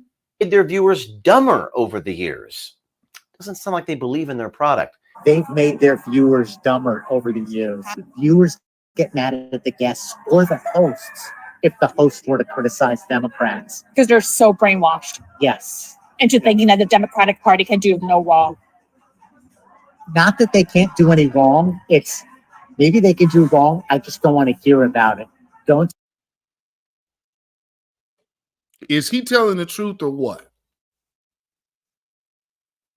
And I'm sure there's those of you right now burning up on X that are like, damn it. He's telling the truth, isn't he?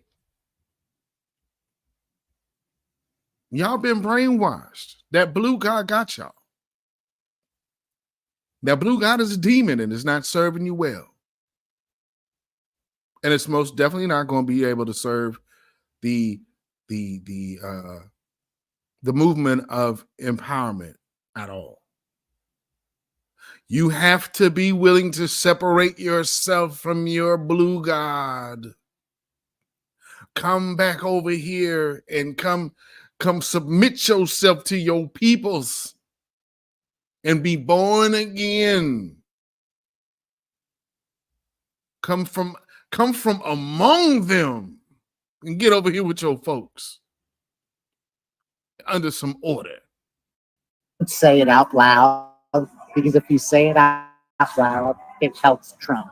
I think brainwashing and dumbing down, it's bad. Aggressive. I get it. Helps Trump. Well, here we go. How freak, I think that's it. How much, if you say it out loud, it helps Trump. That is why you see people on my timeline crying and whining and complaining.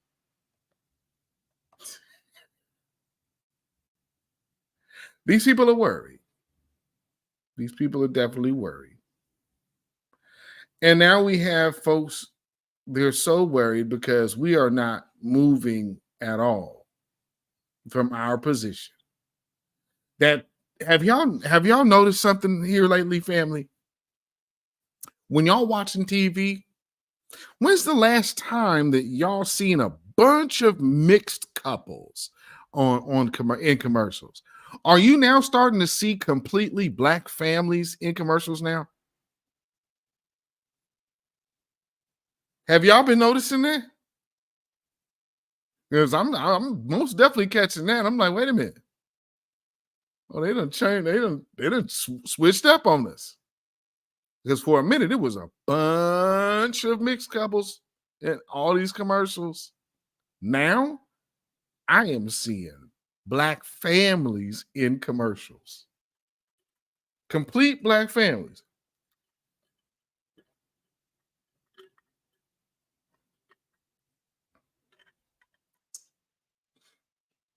Somebody's listening to the grassroots. They listening and watching heavy, ain't they? So for you tethers who out there, man, this and that, they listen to us. Because it's us also that they're combating. So when you come against foundational black Americans, are you not doing the job of the white supremacists?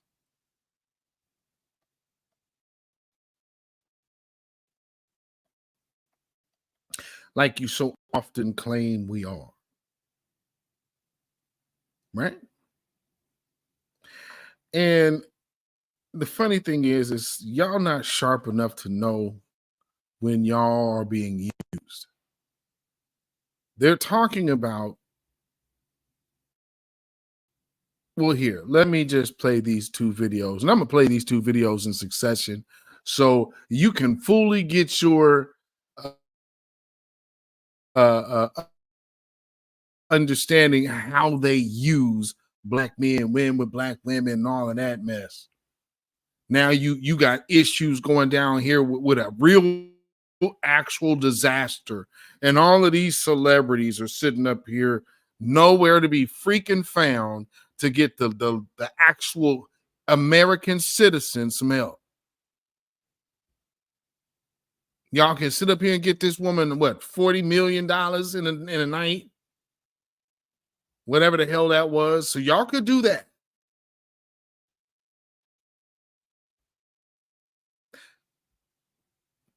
But just the thought of if actually all of that was, truth be told, the bill was foot by someone else behind the scenes. Because why are they all so silent right now? I mean, hey, I'm just asking questions. But like I said, let's see the video. FEMA is tremendously prepared. This is what we do. This is what they do. And the key here, Rebecca, is also to make sure that the communities who are potentially impacted are prepared as well. And it's not just hurricanes and wildfires, also extreme heat, which certainly some parts of the United States are already experiencing. Secretary Alejandro Mayorkas sounding the alarm on FEMA funding right after the devastation of Hurricane Helene. Listen. We are meeting the immediate needs with the money that we have. We are expecting another hurricane hitting. We do not have the funds. FEMA does not have the funds to make it through the season. This all comes as the Biden-Harris administration spent over $1 billion from a FEMA program on services for migrants. Attorney General of the great state of Florida, Ashley Moody, joins me now. AG Moody, why does the This is Kiera in the National Response Coordination Center. There's a rumor out there that FEMA is only providing survivors with $750. This is not true. One type of assistance, serious needs assistance, does provide survivors with $750 for essentials like baby formula, food, water, medication, and other essential supplies. But there are other forms that you may qualify for after you apply for disaster assistance. You can receive things like temporary housing or home repair costs. For more information, click the link.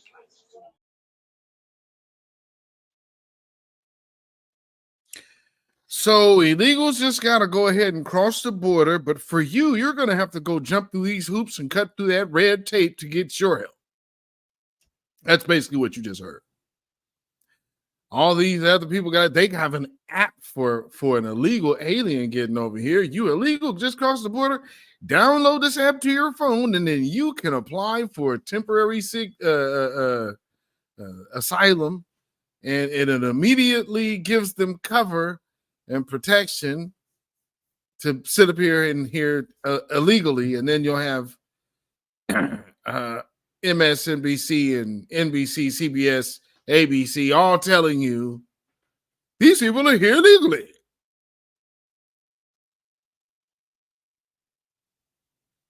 Yeah, they're here illegally because they had to cross here illegally and then filed for asylum as soon as they got here with this app that's ever so convenient. No red tape, no hoops, no go down to this office or go down to that office or go see these folks and call those people. Nope. Here, we'll make it very simple for you. Just download the app, apply, and you're in. But here, for you who have probably lost your home and had to walk with your kids on your shoulders because the water is so high, well, here's $750. And on top of that, if you need any other kind of assistance past this, you're going to have to just go ahead and call this number or go to this website. I mean, not that your phone might be working because cell service was down, but, if you can get to a place where you have working power, then sign up for this program, and then maybe we can evaluate your situation and get you some help. But the meantime, these illegal aliens coming right on over here. Just download the app to your phone. You're in. You think we voting for that? Hell no. See, that's the brass tacks of it. That ain't about hating Kamala. Number one, she ain't black, and she's cosplayed as black. I played you the video to where they're even telling you that her daddy's an African American. This is how far the rabbit hole of her lies goes. And y'all heard it with your own ears. You saw it. Her dad being an African American, that man is from Jamaica. They both immigrants. Notice how when she got her job, so obviously being an immigrant at the time when she got her job down there in San Francisco, that wasn't a move. That become cool later. Then, so are you guys catching on to what Kamala Harris does? So it now tells me that when her mom told her she was raising two strong black women, she was teaching y'all how to work the system. Kamala Khan, who was performing a Miss Marvel on America right now. Literally, she stepped in a place and just popped in where she didn't belong or earn.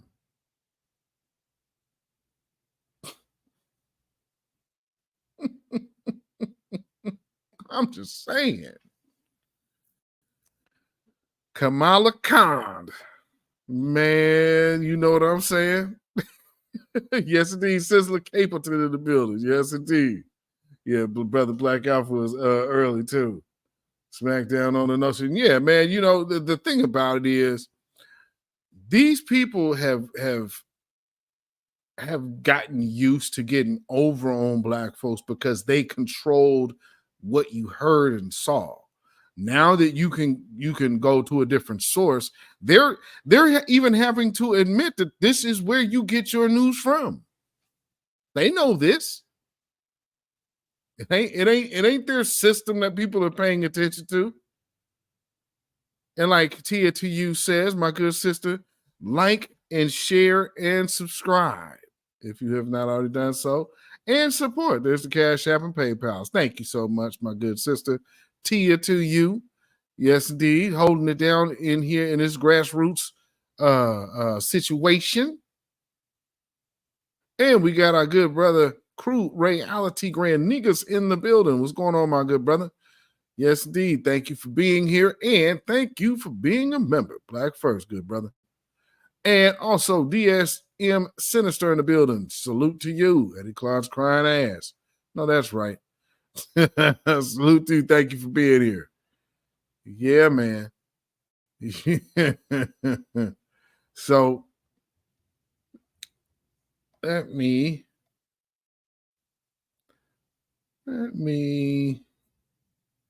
there's a few things I want to play from there was a the ADOS event. ADOS had an event. I believe that was their.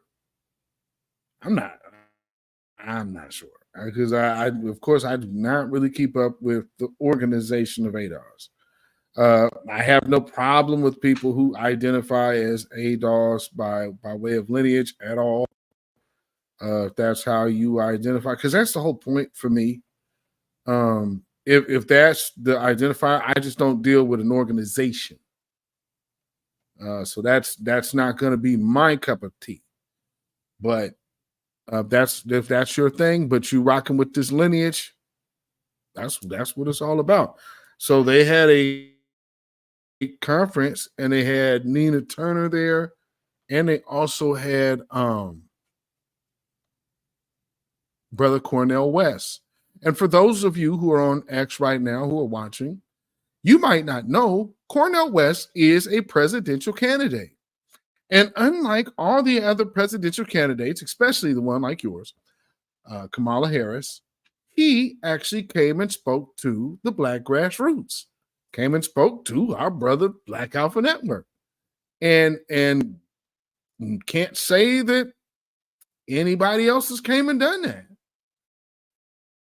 So when you guys will say, you guys are doing this for Trump and blah, blah, blah, this, why wouldn't it not be for another Black man who is actually a Black man? Why would I skip over the Black man for Trump?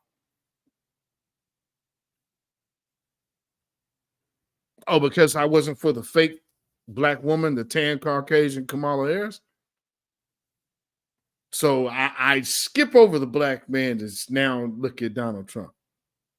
Cornel West is just chopped liver. These people are something else, man. Something else. So I guess what I'll do first, I'll play the clip from Nina Turner, who was the first targeted member of the squad, and then I'll play Brother Cornel West, because something he said, which I need, especially you individuals, all you shills who are watching right now on X, I need you to understand and absorb this info.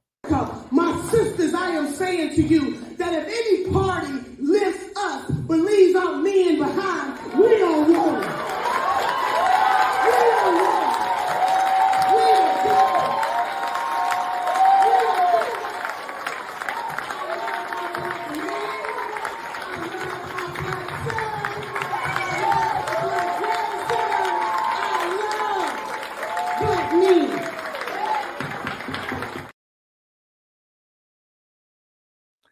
Now, I'm certain everybody in that room wasn't in agreement with that particular stance, but I will say thank you, Nina Turner, for what you said. Those words were spot on.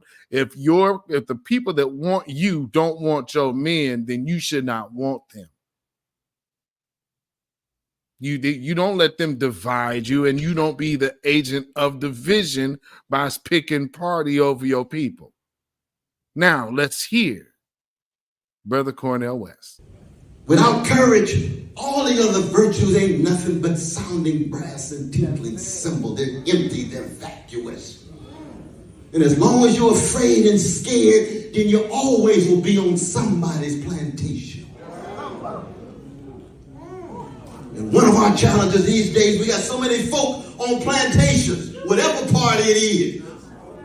And they confuse movement on the plantation or moving up on the plantation with being on the Underground Railroad. And you say, no, Harriet Tubman didn't have that in mind. She had a genuine alternative in mind.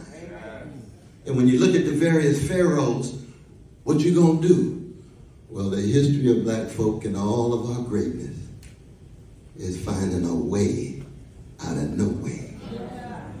Some of us find it in a Palestinian Jew named Jesus. The two freest black men of the 20th century, Muhammad Ali and Malcolm X, both of them began Baptist. Cassius Clay came out of Centennial Baptist Church in Louisville, Kentucky, and we know Malcolm's father was a Baptist minister in Omaha, right? But they followed the Honorable Elijah Muhammad, who began as a Baptist in Georgia. I know I'm taking this Baptist thing too far. I know that.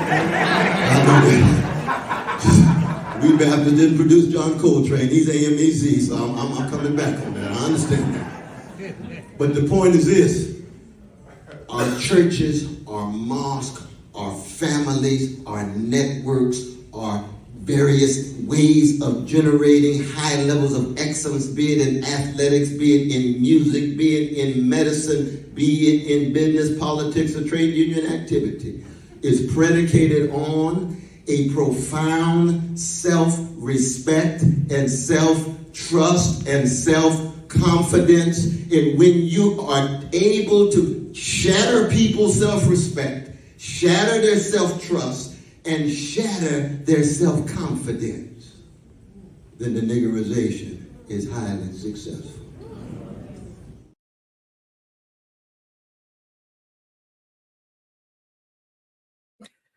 You don't have nobody of the Democratic ilk talking like that.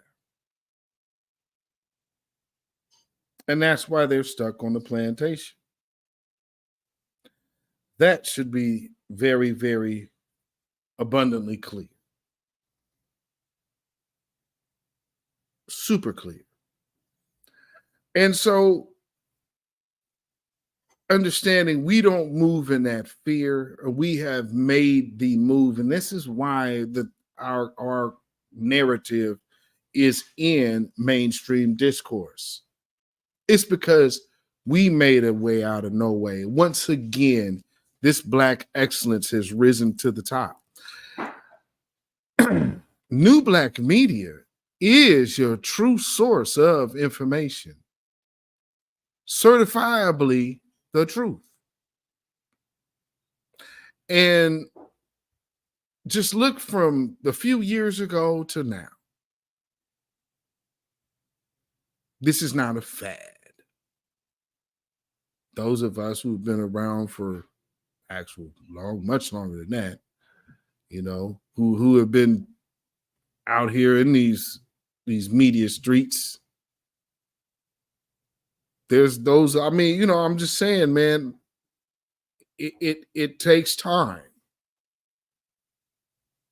So I know, like, in movements, as movements grow and movements get bigger, there's people who may fall in with a certain group, and then they believe that, hey, this is it. But let me tell you, this grassroots movement, it definitely started on a smaller scale, but it's grown and grown and grown. And you have a lot of voices out here that they aren't new. They might be new to you, but they're not new. And these are the strong instrumental key parts that have helped this thing along. And like even the other folks that don't get on the mic, you might hear them calling in to Jason Black, like your Black Voltrons. People that are, I guess, I'll use a church reference, the lay people of our movement. All of it is necessary. All of it is needed, and all functions are celebrated in our culture. And that's the one cool thing about, shout out to Sister Eve and Brother Ogun Spirit for initiating, New Black Media Appreciation Month. That's the month of April. And, looking at how things have just transpired, you got other old Black media that has came and went. And I'm one of the people that literally out of this microphone said, I'm gonna make y'all along with all of these other voices, make you spend your presidential budget on the midterms. That budget was so spent that they had to get a different candidate. And then had these fools go raise some more money while this woman was already sitting on 290 million. And then they over here, we did something, y'all. And then here's the kicker. You get the black woman all of this money, and for her media outreach, she ain't spent a dime on black media. She's spending money with white companies to target black voters. You think she don't know all of these people over here in the NABJ? None of them is worth a check. And y'all still want us to vote for that when we can sit here and watch how y'all getting done. Roland Martin, one thing that you'd never consider is that you're sitting right there at the White House and they overlook you day after day. There should be something you are figuring out at this point. For those of us who know who you're dealing with, we're looking at you like, Negro, what the hell is wrong with you? But again, you being in the position you are and you have, I get it, you're stuck in your mode. And that's what you have, everything that you aspire to and where you think, and you're seeing everybody like, hey, this is a fire sale. You should be more perceptive of what's going on right now, my friend. And truth be told, let's look at it on the real side of the game, Roland Martin. Be happy that you never made it into some of those parties. Not that you didn't want to be. But you know, when we was over there, be glad you didn't make it to all of them.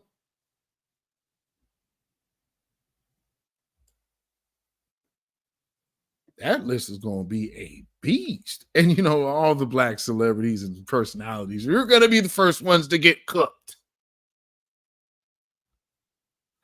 But Roland Martin, don't you understand? We could see how they doing you and your whole crew out there. Ain't nobody getting a dime. Ain't nobody getting a check. And y'all just kissing their ass for free. Why would I ever do anything for any candidate when our agenda has cost them, they spending money to fight our agenda? I would say you got to understand what a victory looks like.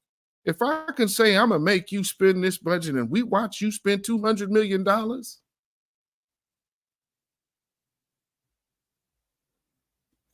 a little bit of value over here in the new black media that you guys might just not be understanding. There's a political discourse right now that nobody could get mainstream. We did. With no reservations. You know why, though? Because we're not tied to no organizations. Black agenda first, period. We don't have, well, you know, I mean, we got the church, and you see the church got friends over here, and we got brother such and such to tie to this organization. And, you know, it would be helpful for the brother or the sister if you would just go ahead and kind of just hang back on the extra black stuff. I mean, you know, now let's compromise a bit.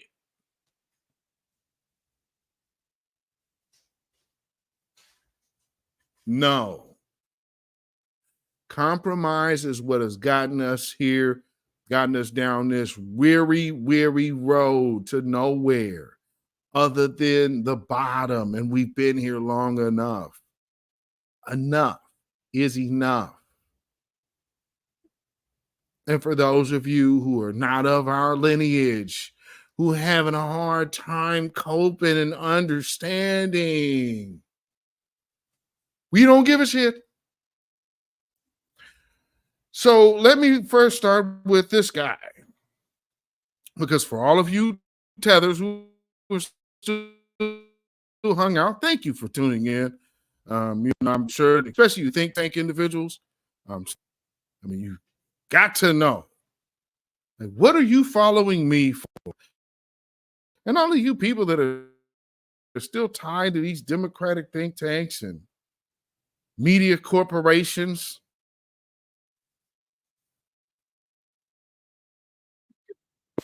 And I get it. I totally get it. Hey, man, how can I do this? Like they said, that Q rating thing. There's such a thing like that. You don't go from being stifled online and all of this to just being on TV and them trying to get you on TV.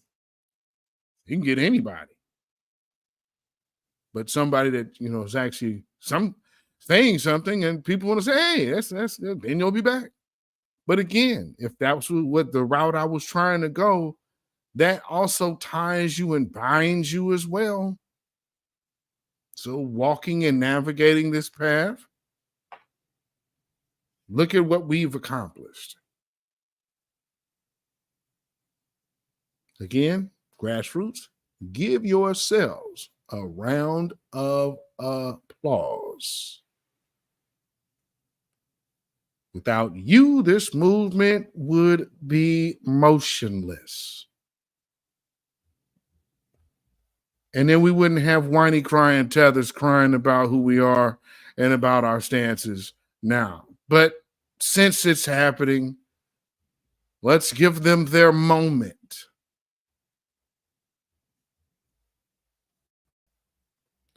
Oh, wait. Yeah, before I do that, though. Before we go ahead and lace this guy on up.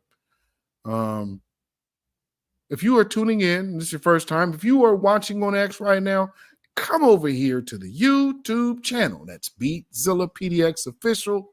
That's beatzillapdx official right here on YouTube. Get over here, subscribe to this channel because this is how we do it over here. And you are tuned in to the weekly wrap.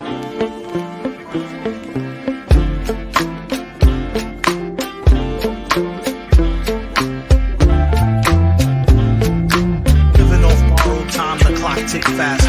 That'll be the hour they knock the slick blaster. Dick dastardly, a Muttley with sick laughter. A gunfight and they come to cut the mix master. And living the true gods. Giving y'all nothing but the lick like two broads. Got more lyrics than the church got ooh lords. And they hold the mic at your attention like two swords.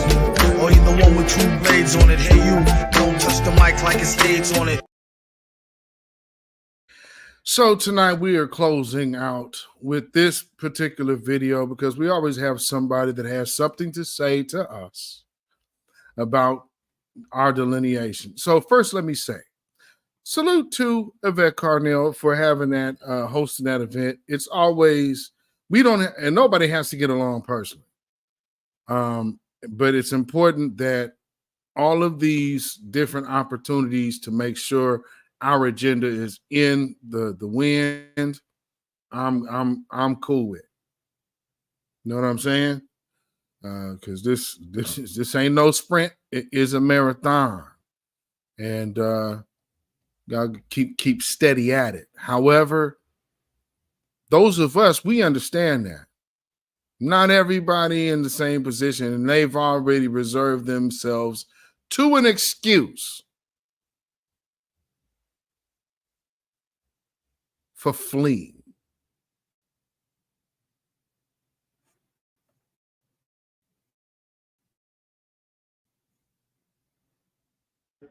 I make videos all over the internet and all over the place. You know what I mean? But this is just for Twitter. This is just for Twitter. First and foremost, let me say this. I love my Black American people. I love my African American people, my Black American people. Whichever way you want to identify yourself, that's up to you. I love you guys. Why? Because I'm a Jamaican. I came to America. And if it wasn't for the strong civil rights like MLK, Malcolm X, Medgar Evers, Huey Newton, you know, Harriet Tubman, whatever, I wouldn't be here. So thank you. Thank you to my beautiful Black Americans. Now, let me specifically address FBA. Foundation of Black Americans. This acronym started by Tariq Nasheed. That is literally just an online Twitter-only cult that's xenophobic and is writing in to help Donald Trump get elected. Stop it. Stop hating other Black people, other African people, just because you were born in another country. Let it go. At the end of the day, we're all Black Africans. I'm African. You're African. You're just denying it. We're all African people. We're all beautiful black people. The black diaspora is the most beautiful thing on the planet. I've been all over the country of USA. I've been all over the Caribbean, been all over Africa, been all over the world. And black people, African people, are the most beautiful people. We're literally the same. You put a drum in front of us, we dance the same way. The women all look beautiful and gorgeous, nice bodies. You know what I mean? Black strong men. Look at our hair, right? Let it go. Let go of the hate.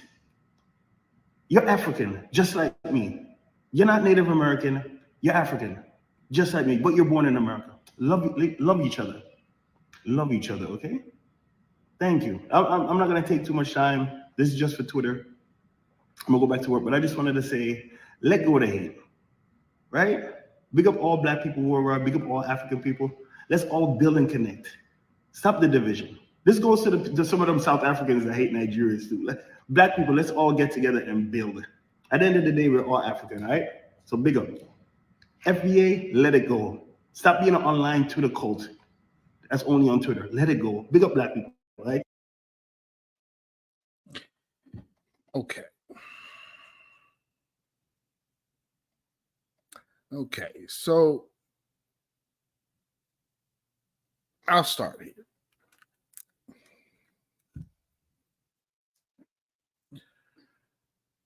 These type of individuals come around us, and then number one, brother, your tone and energy is off, and you're addressing a projection. You're not addressing a people.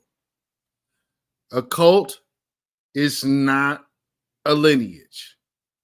An identifier, FBA, not a group. It's a lineage, just an identifier. So what you actually led with, you tried to change it. And that's police type fed, third world cooperator type rat shit.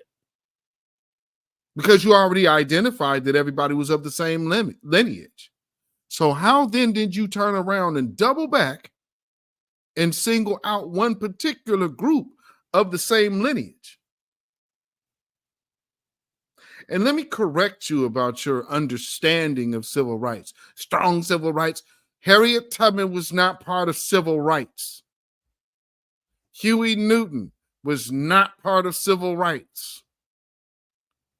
See, when I tell you these people don't know nothing about us and our history, and then tell us you're African, dude, just listen to us for a minute.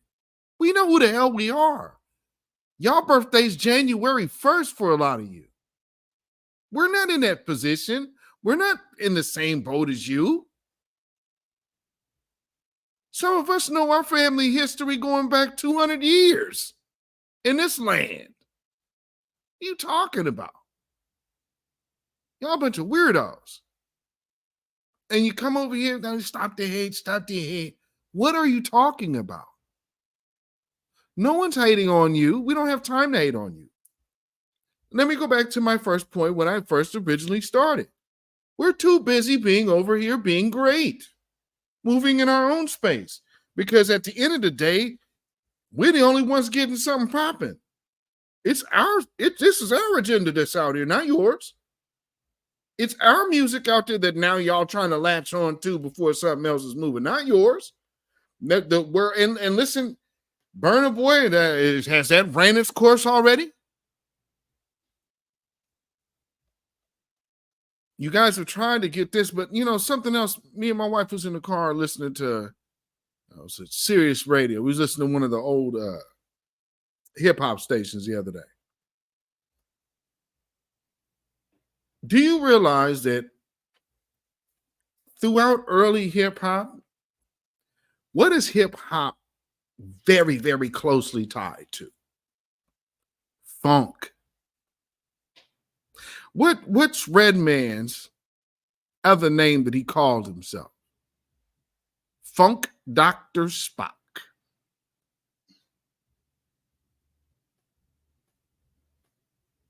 Houdini. Funky songs. Funky beat. You got a James Brown riff. Everybody was talking about funk. That's the roots of hip hop. What's the root of funk? Gospel music. Guess what music made in America has no origin anywhere else? Gospel music. American Black gospel. Show me the Kenyan Mary Mary. Where is the Nigerian Shirley Caesar?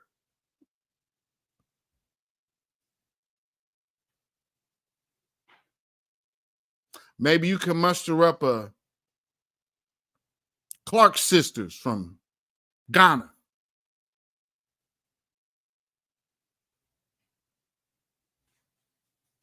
Maybe there's a commission, Fred Hammond and the Winans out there in Ethiopia. Because we're all African and all of us come from Africa.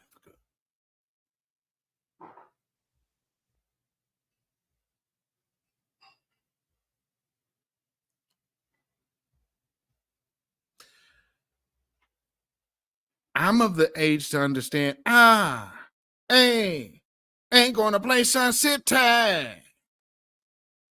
You know why they wasn't gonna play Sun City? Because Black Americans were fighting against African apartheid in South Africa. You know why they were playing? Because American and European acts had to go to South Africa because they were the entertainment, because there's no acts in Africa that got it popping.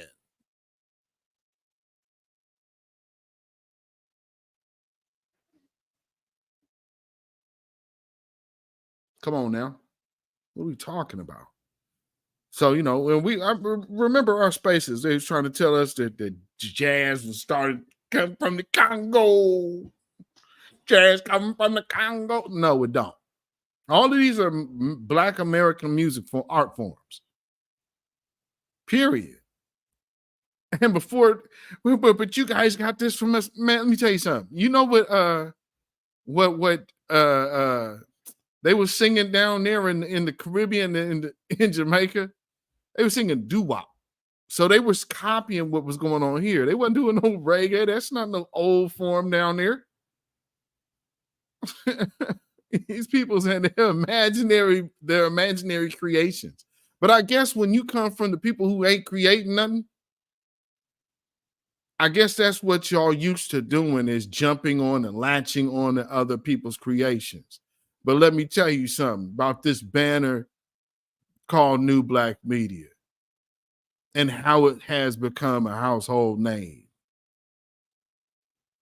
There's some of us, especially myself, who made sure that everybody saw one banner, and then everybody being on board,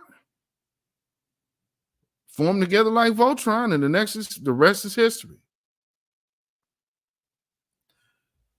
Judah Queen being right here.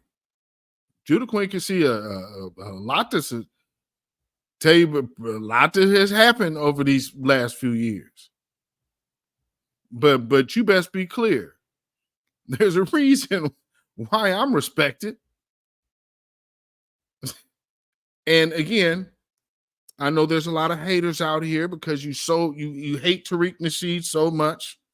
You don't know what to do with yourselves because he has a platform and you don't have any type of energy or place to fight him. And at the end of the day, if we kick you out of the car because of your disrespectful tethering, you know good and damn well you have no cover. And so when you say, I've been all over the world and this and that blood clot. Okay, be all over the world. That's cool. But see, we're not hating on anybody. We are over here being great in our own fantastic, spectacular manner. That people who were enslaved can still manufacture architects and Masons, not Freemasons. I'm talking about real stone cutters. These people come from our culture. Where the hell were they doing that in Africa? There's a whole lot of Moorish, Whitmore stuff over there in Europe. All of those little things there you see there. See, we have a lot closer tie, family-wise, to that. Why is it that you want us to be African so much? Why do we keep forgetting who we're tied to? To be tied to you, some of us know better.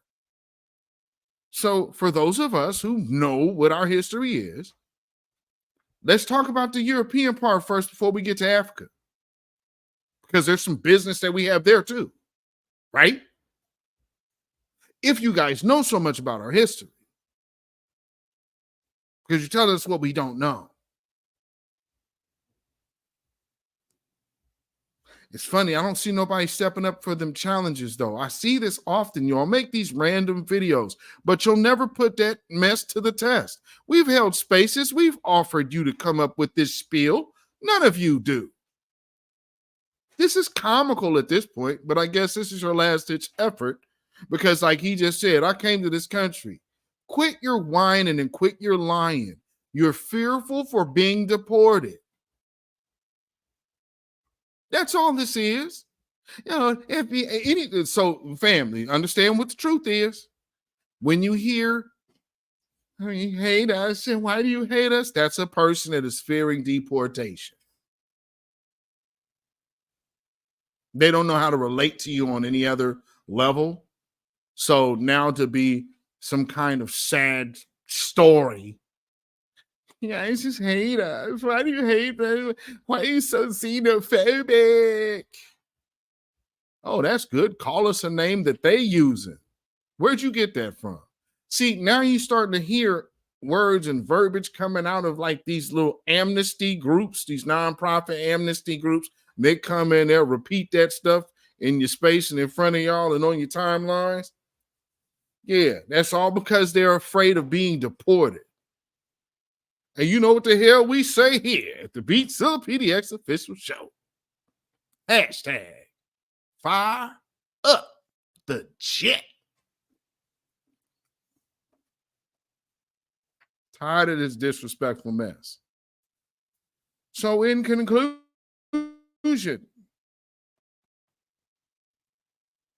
Byron Donald been eating y'all shirts, and he has been self-admittedly non-FBA, and he been eating y'all Democratic shirts.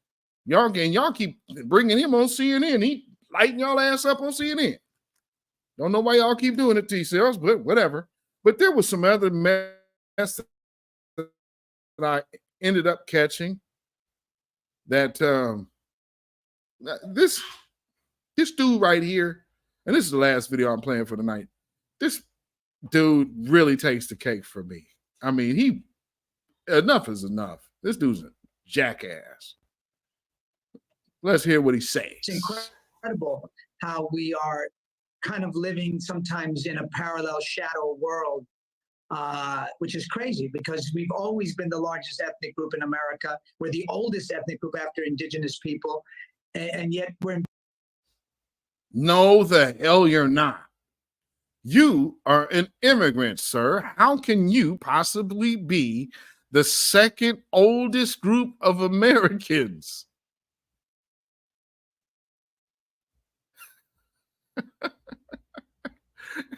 And you're a descendant of a slave from South America. The hell are you talking about? Visible. The genesis of this show was my son was doing a history project in 8th grade, and I wanted to help him, be a good dad, and get some brownie points from my wife. And I saw that there were no Latino contributions in his history textbook, so I became super sleuth dad and bought all the books on Amazon on Latino history, went on the sites, and what I learned was so mind-boggling that it changed my DNA and my chromosomes immediately. When I learned that Latinos fought in every war America has ever had, I'm talking about the American Revolution, Civil War, World War I, World War II, 10,000 unknown Latino patriots fought in the American Revolution out of 80,000 total troops. We were 1 in 8. We funded the American Revolution. Cuba, Mexico, and Spain gave $2 million to George Washington. We helped build the...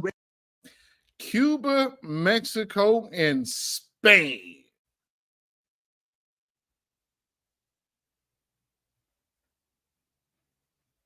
But notice how he's trying to, we fought in every war. So did foundational Black Americans. Railroads all the way to the Pacific after our Asian brothers and sisters were kicked out. Then we... Who started it, though? See, he likes to do this. Boy, John Leguizamo is a real good piece of shit, isn't he? Built a whole infrastructure for the West and the Southwest.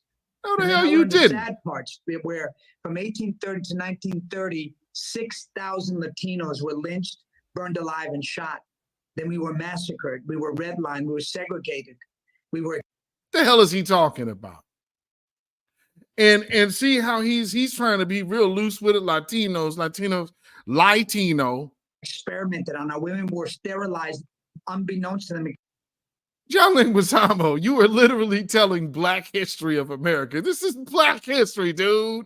California, the early 1900s. And yet, we were the first to fight against segregation in 1911, the Maestas family in Denver, Colorado, and they won. Sylvia Men. Did you literally bring up Denver, Colorado?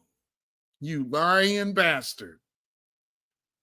Now we know you. Okay, all right. So yeah, if you ever wanted to delegitimize yourself, partner,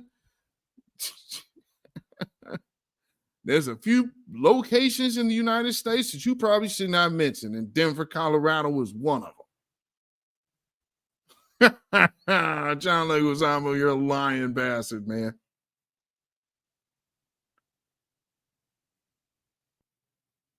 And this fought against segregation in 1940 and won, paved the way for Brown versus Board of Ed.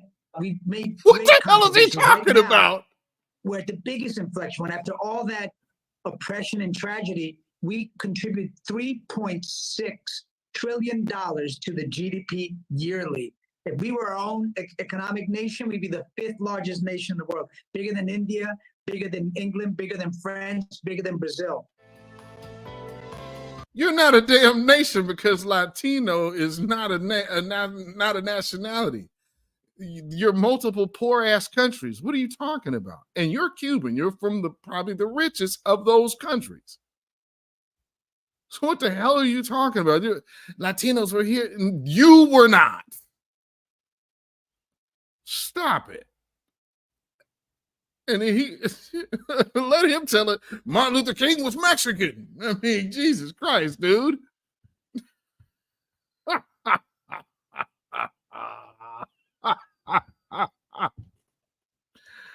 Oh man, and that is why there is no Black and Brown coalition. And truth be told, when you talk about why do you guys hate tethers and hate it, hey man, did you hear that BS? Did you hear that? He just basically read black history, but he telling you that's all Latinos. Man, if you don't get the hell up out of here. We fought segregation, and this opened the door for... Stop it. Boy, his revisionist delusions are incredible. Did he say bigger than Brazil? Damn, he threw them in gator-infested waters.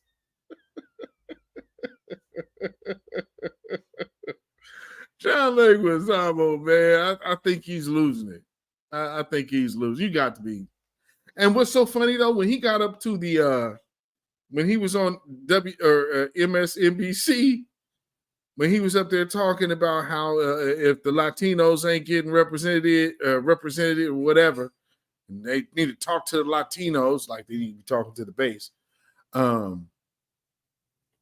They ain't gonna come out to vote. And at the same time, when he's saying this, guess who's sitting at the table at the desk? Is Al Sharpton listens to the whole point and don't say nothing. Oh, you're going to hold your vote? Al Sharpton just looking at it. He didn't say a word. But let us say we're going to hold off. Oh, Lord Jesus, look what you're going to do. You're going to give every vote to Trump, and you must vote Trump. No, we have courage here in the grassroots. We have enough courage to say we are mules no longer. We have the courage to say Black agenda and reparations is a mainstream conversation. So when you come to this grassroots arena and this new Black media space, understand this is the last place of the truth, because the mainstream has already shown you they're liars and they're there to brainwash you. We are here to liberate you. Big difference. Put your money on new Black media. Put your energy and efforts into the Black grassroots. And for all else who want to come along and help and support, might not be of our lineage, that's fine too. Understand, we don't hate anyone. We are all about ourselves and about our agenda. Does that mean that when I go to the bank teller, that the bank teller is going to break you off some of the money that they're giving me? No, it does not. But does that mean we hate you? No, it does not. What this does mean is that we understand our true enemy. And our true enemy has and always been white supremacy. And like my sister Jade always said, we shall and we will trample this beast called white supremacy. Because Babylon is fallen. Babylon is fallen. Let it fall and let us rise. Can you dig it? Yes, indeed. I hope y'all have had a good evening. I know I've enjoyed our time here this evening.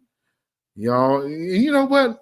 One for the road. Let's get one for the road. For those who didn't catch it the first time, I got it. Where is that at? I got to give you, let me get this in here.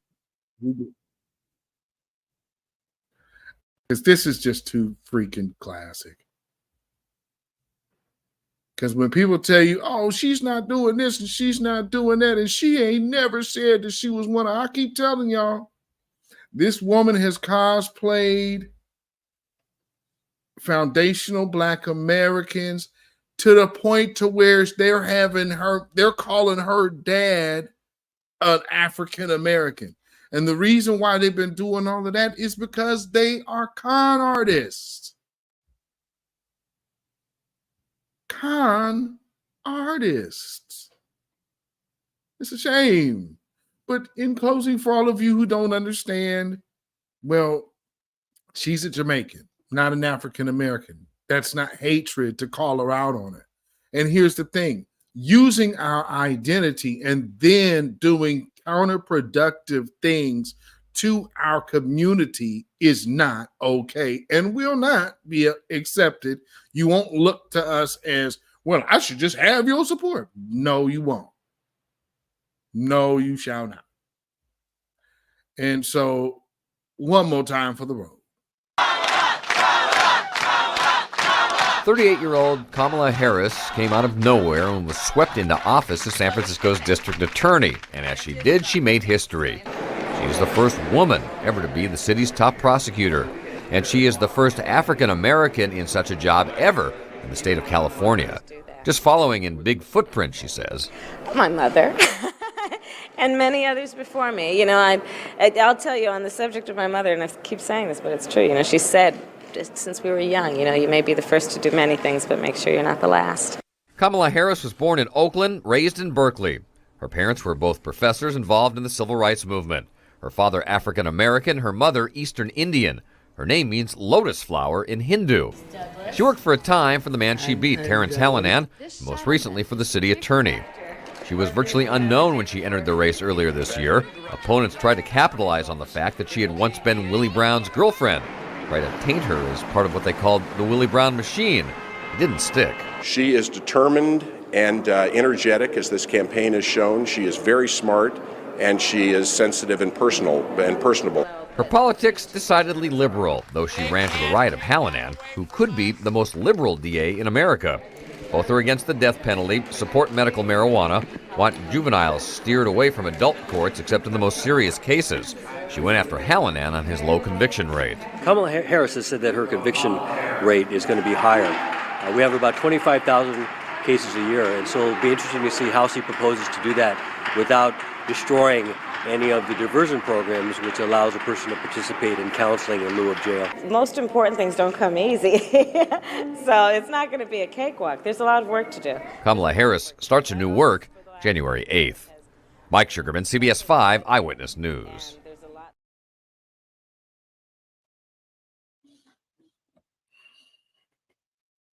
And you may think something is wrong with us when we're saying we ain't rocking with Kamala Harris because she's dishonest. Dishonest. And here's you just watching her change her background for the time. That's not our experience. We do not hold that experience. That is hers alone. You understand what I'm saying?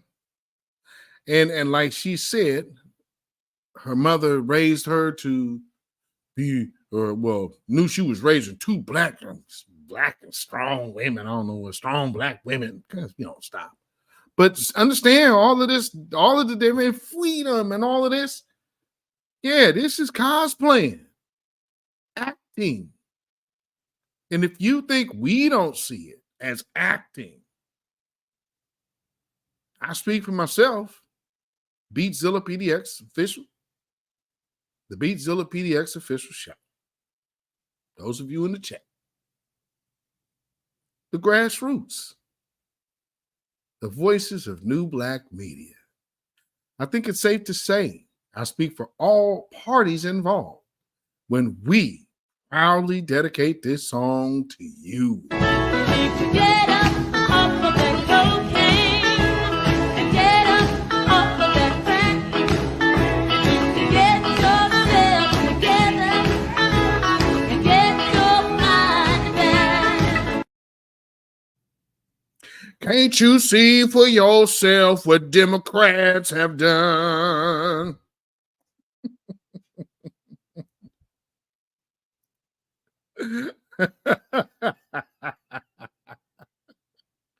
Hashtag hands off our reparations. You have no rights here. We're not under the empire.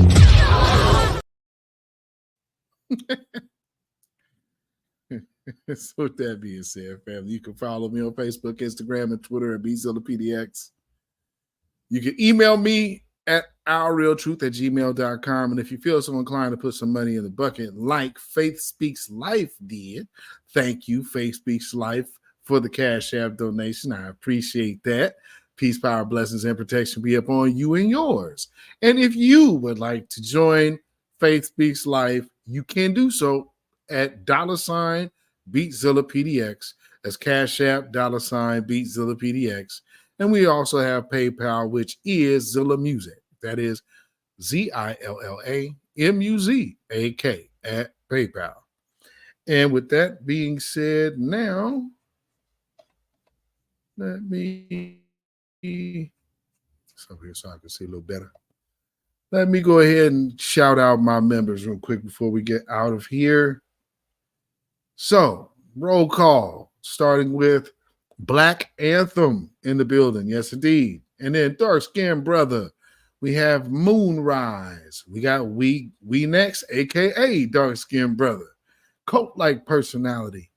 The Church of Black Empowerment. Antithesis. Judah Yisrael. Key Prince. Crew Reality. Grand Niggas. And Faith Speaks Life. Lady Effa. Black Spider. And Deneen Soul. Salute to all of you members. Thank you for being members of this channel. I appreciate each and every one of you. Peace, power, blessings, and protection be up on all of you.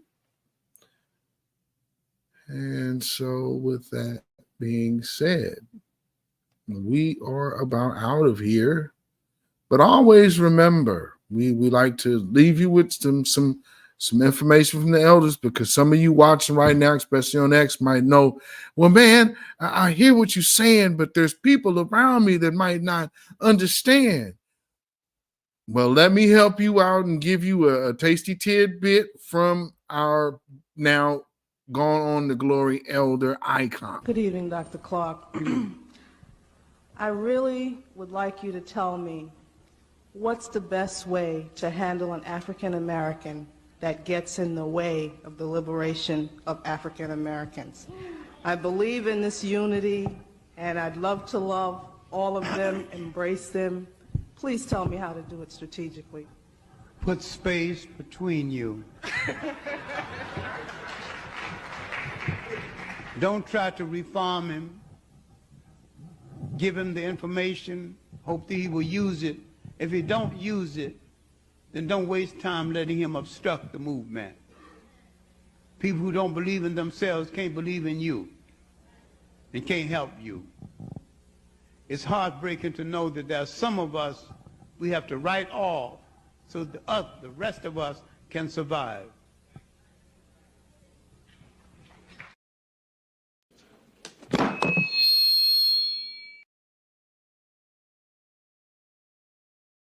And of course, what do we know about voting? How can Black people rise up and overcome?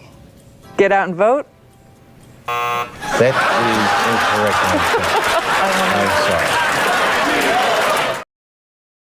I'm sorry. So again, if you are watching on X right now, make sure you come over here to the YouTube channel, subscribe to beatzillapdx official YouTube channel. And with that being said, family, y'all, we are out of here. Keep your 3 smooth stones at the ready and your slingshot nearby. Stay black, stay vigilant, stay alive. Black first, black first, black first. Shalom, y'all. Have a blessed weekend. When you know who Satan is, yes, sir, you don't have to kill him. No. The stone of truth. Yes. See, that's what you throw. Yes, right. Allah says, had we wished to take a pastime from before, surely we would have done it. Nay, we cast truth at falsehood till we knocked out its brains. Every one of you that knows the truth, stand up and tell it from the mountaintop. Black people can't take it no more. So wherever you are on the job, in the factory, I don't care where you are. If you know the truth, stand up on the truth and tell Satan, who the hell are you to try and pick my friends? Farrakhan is God's man, and you are from the enemy of God. So to hell with you. Stand up on it like a man.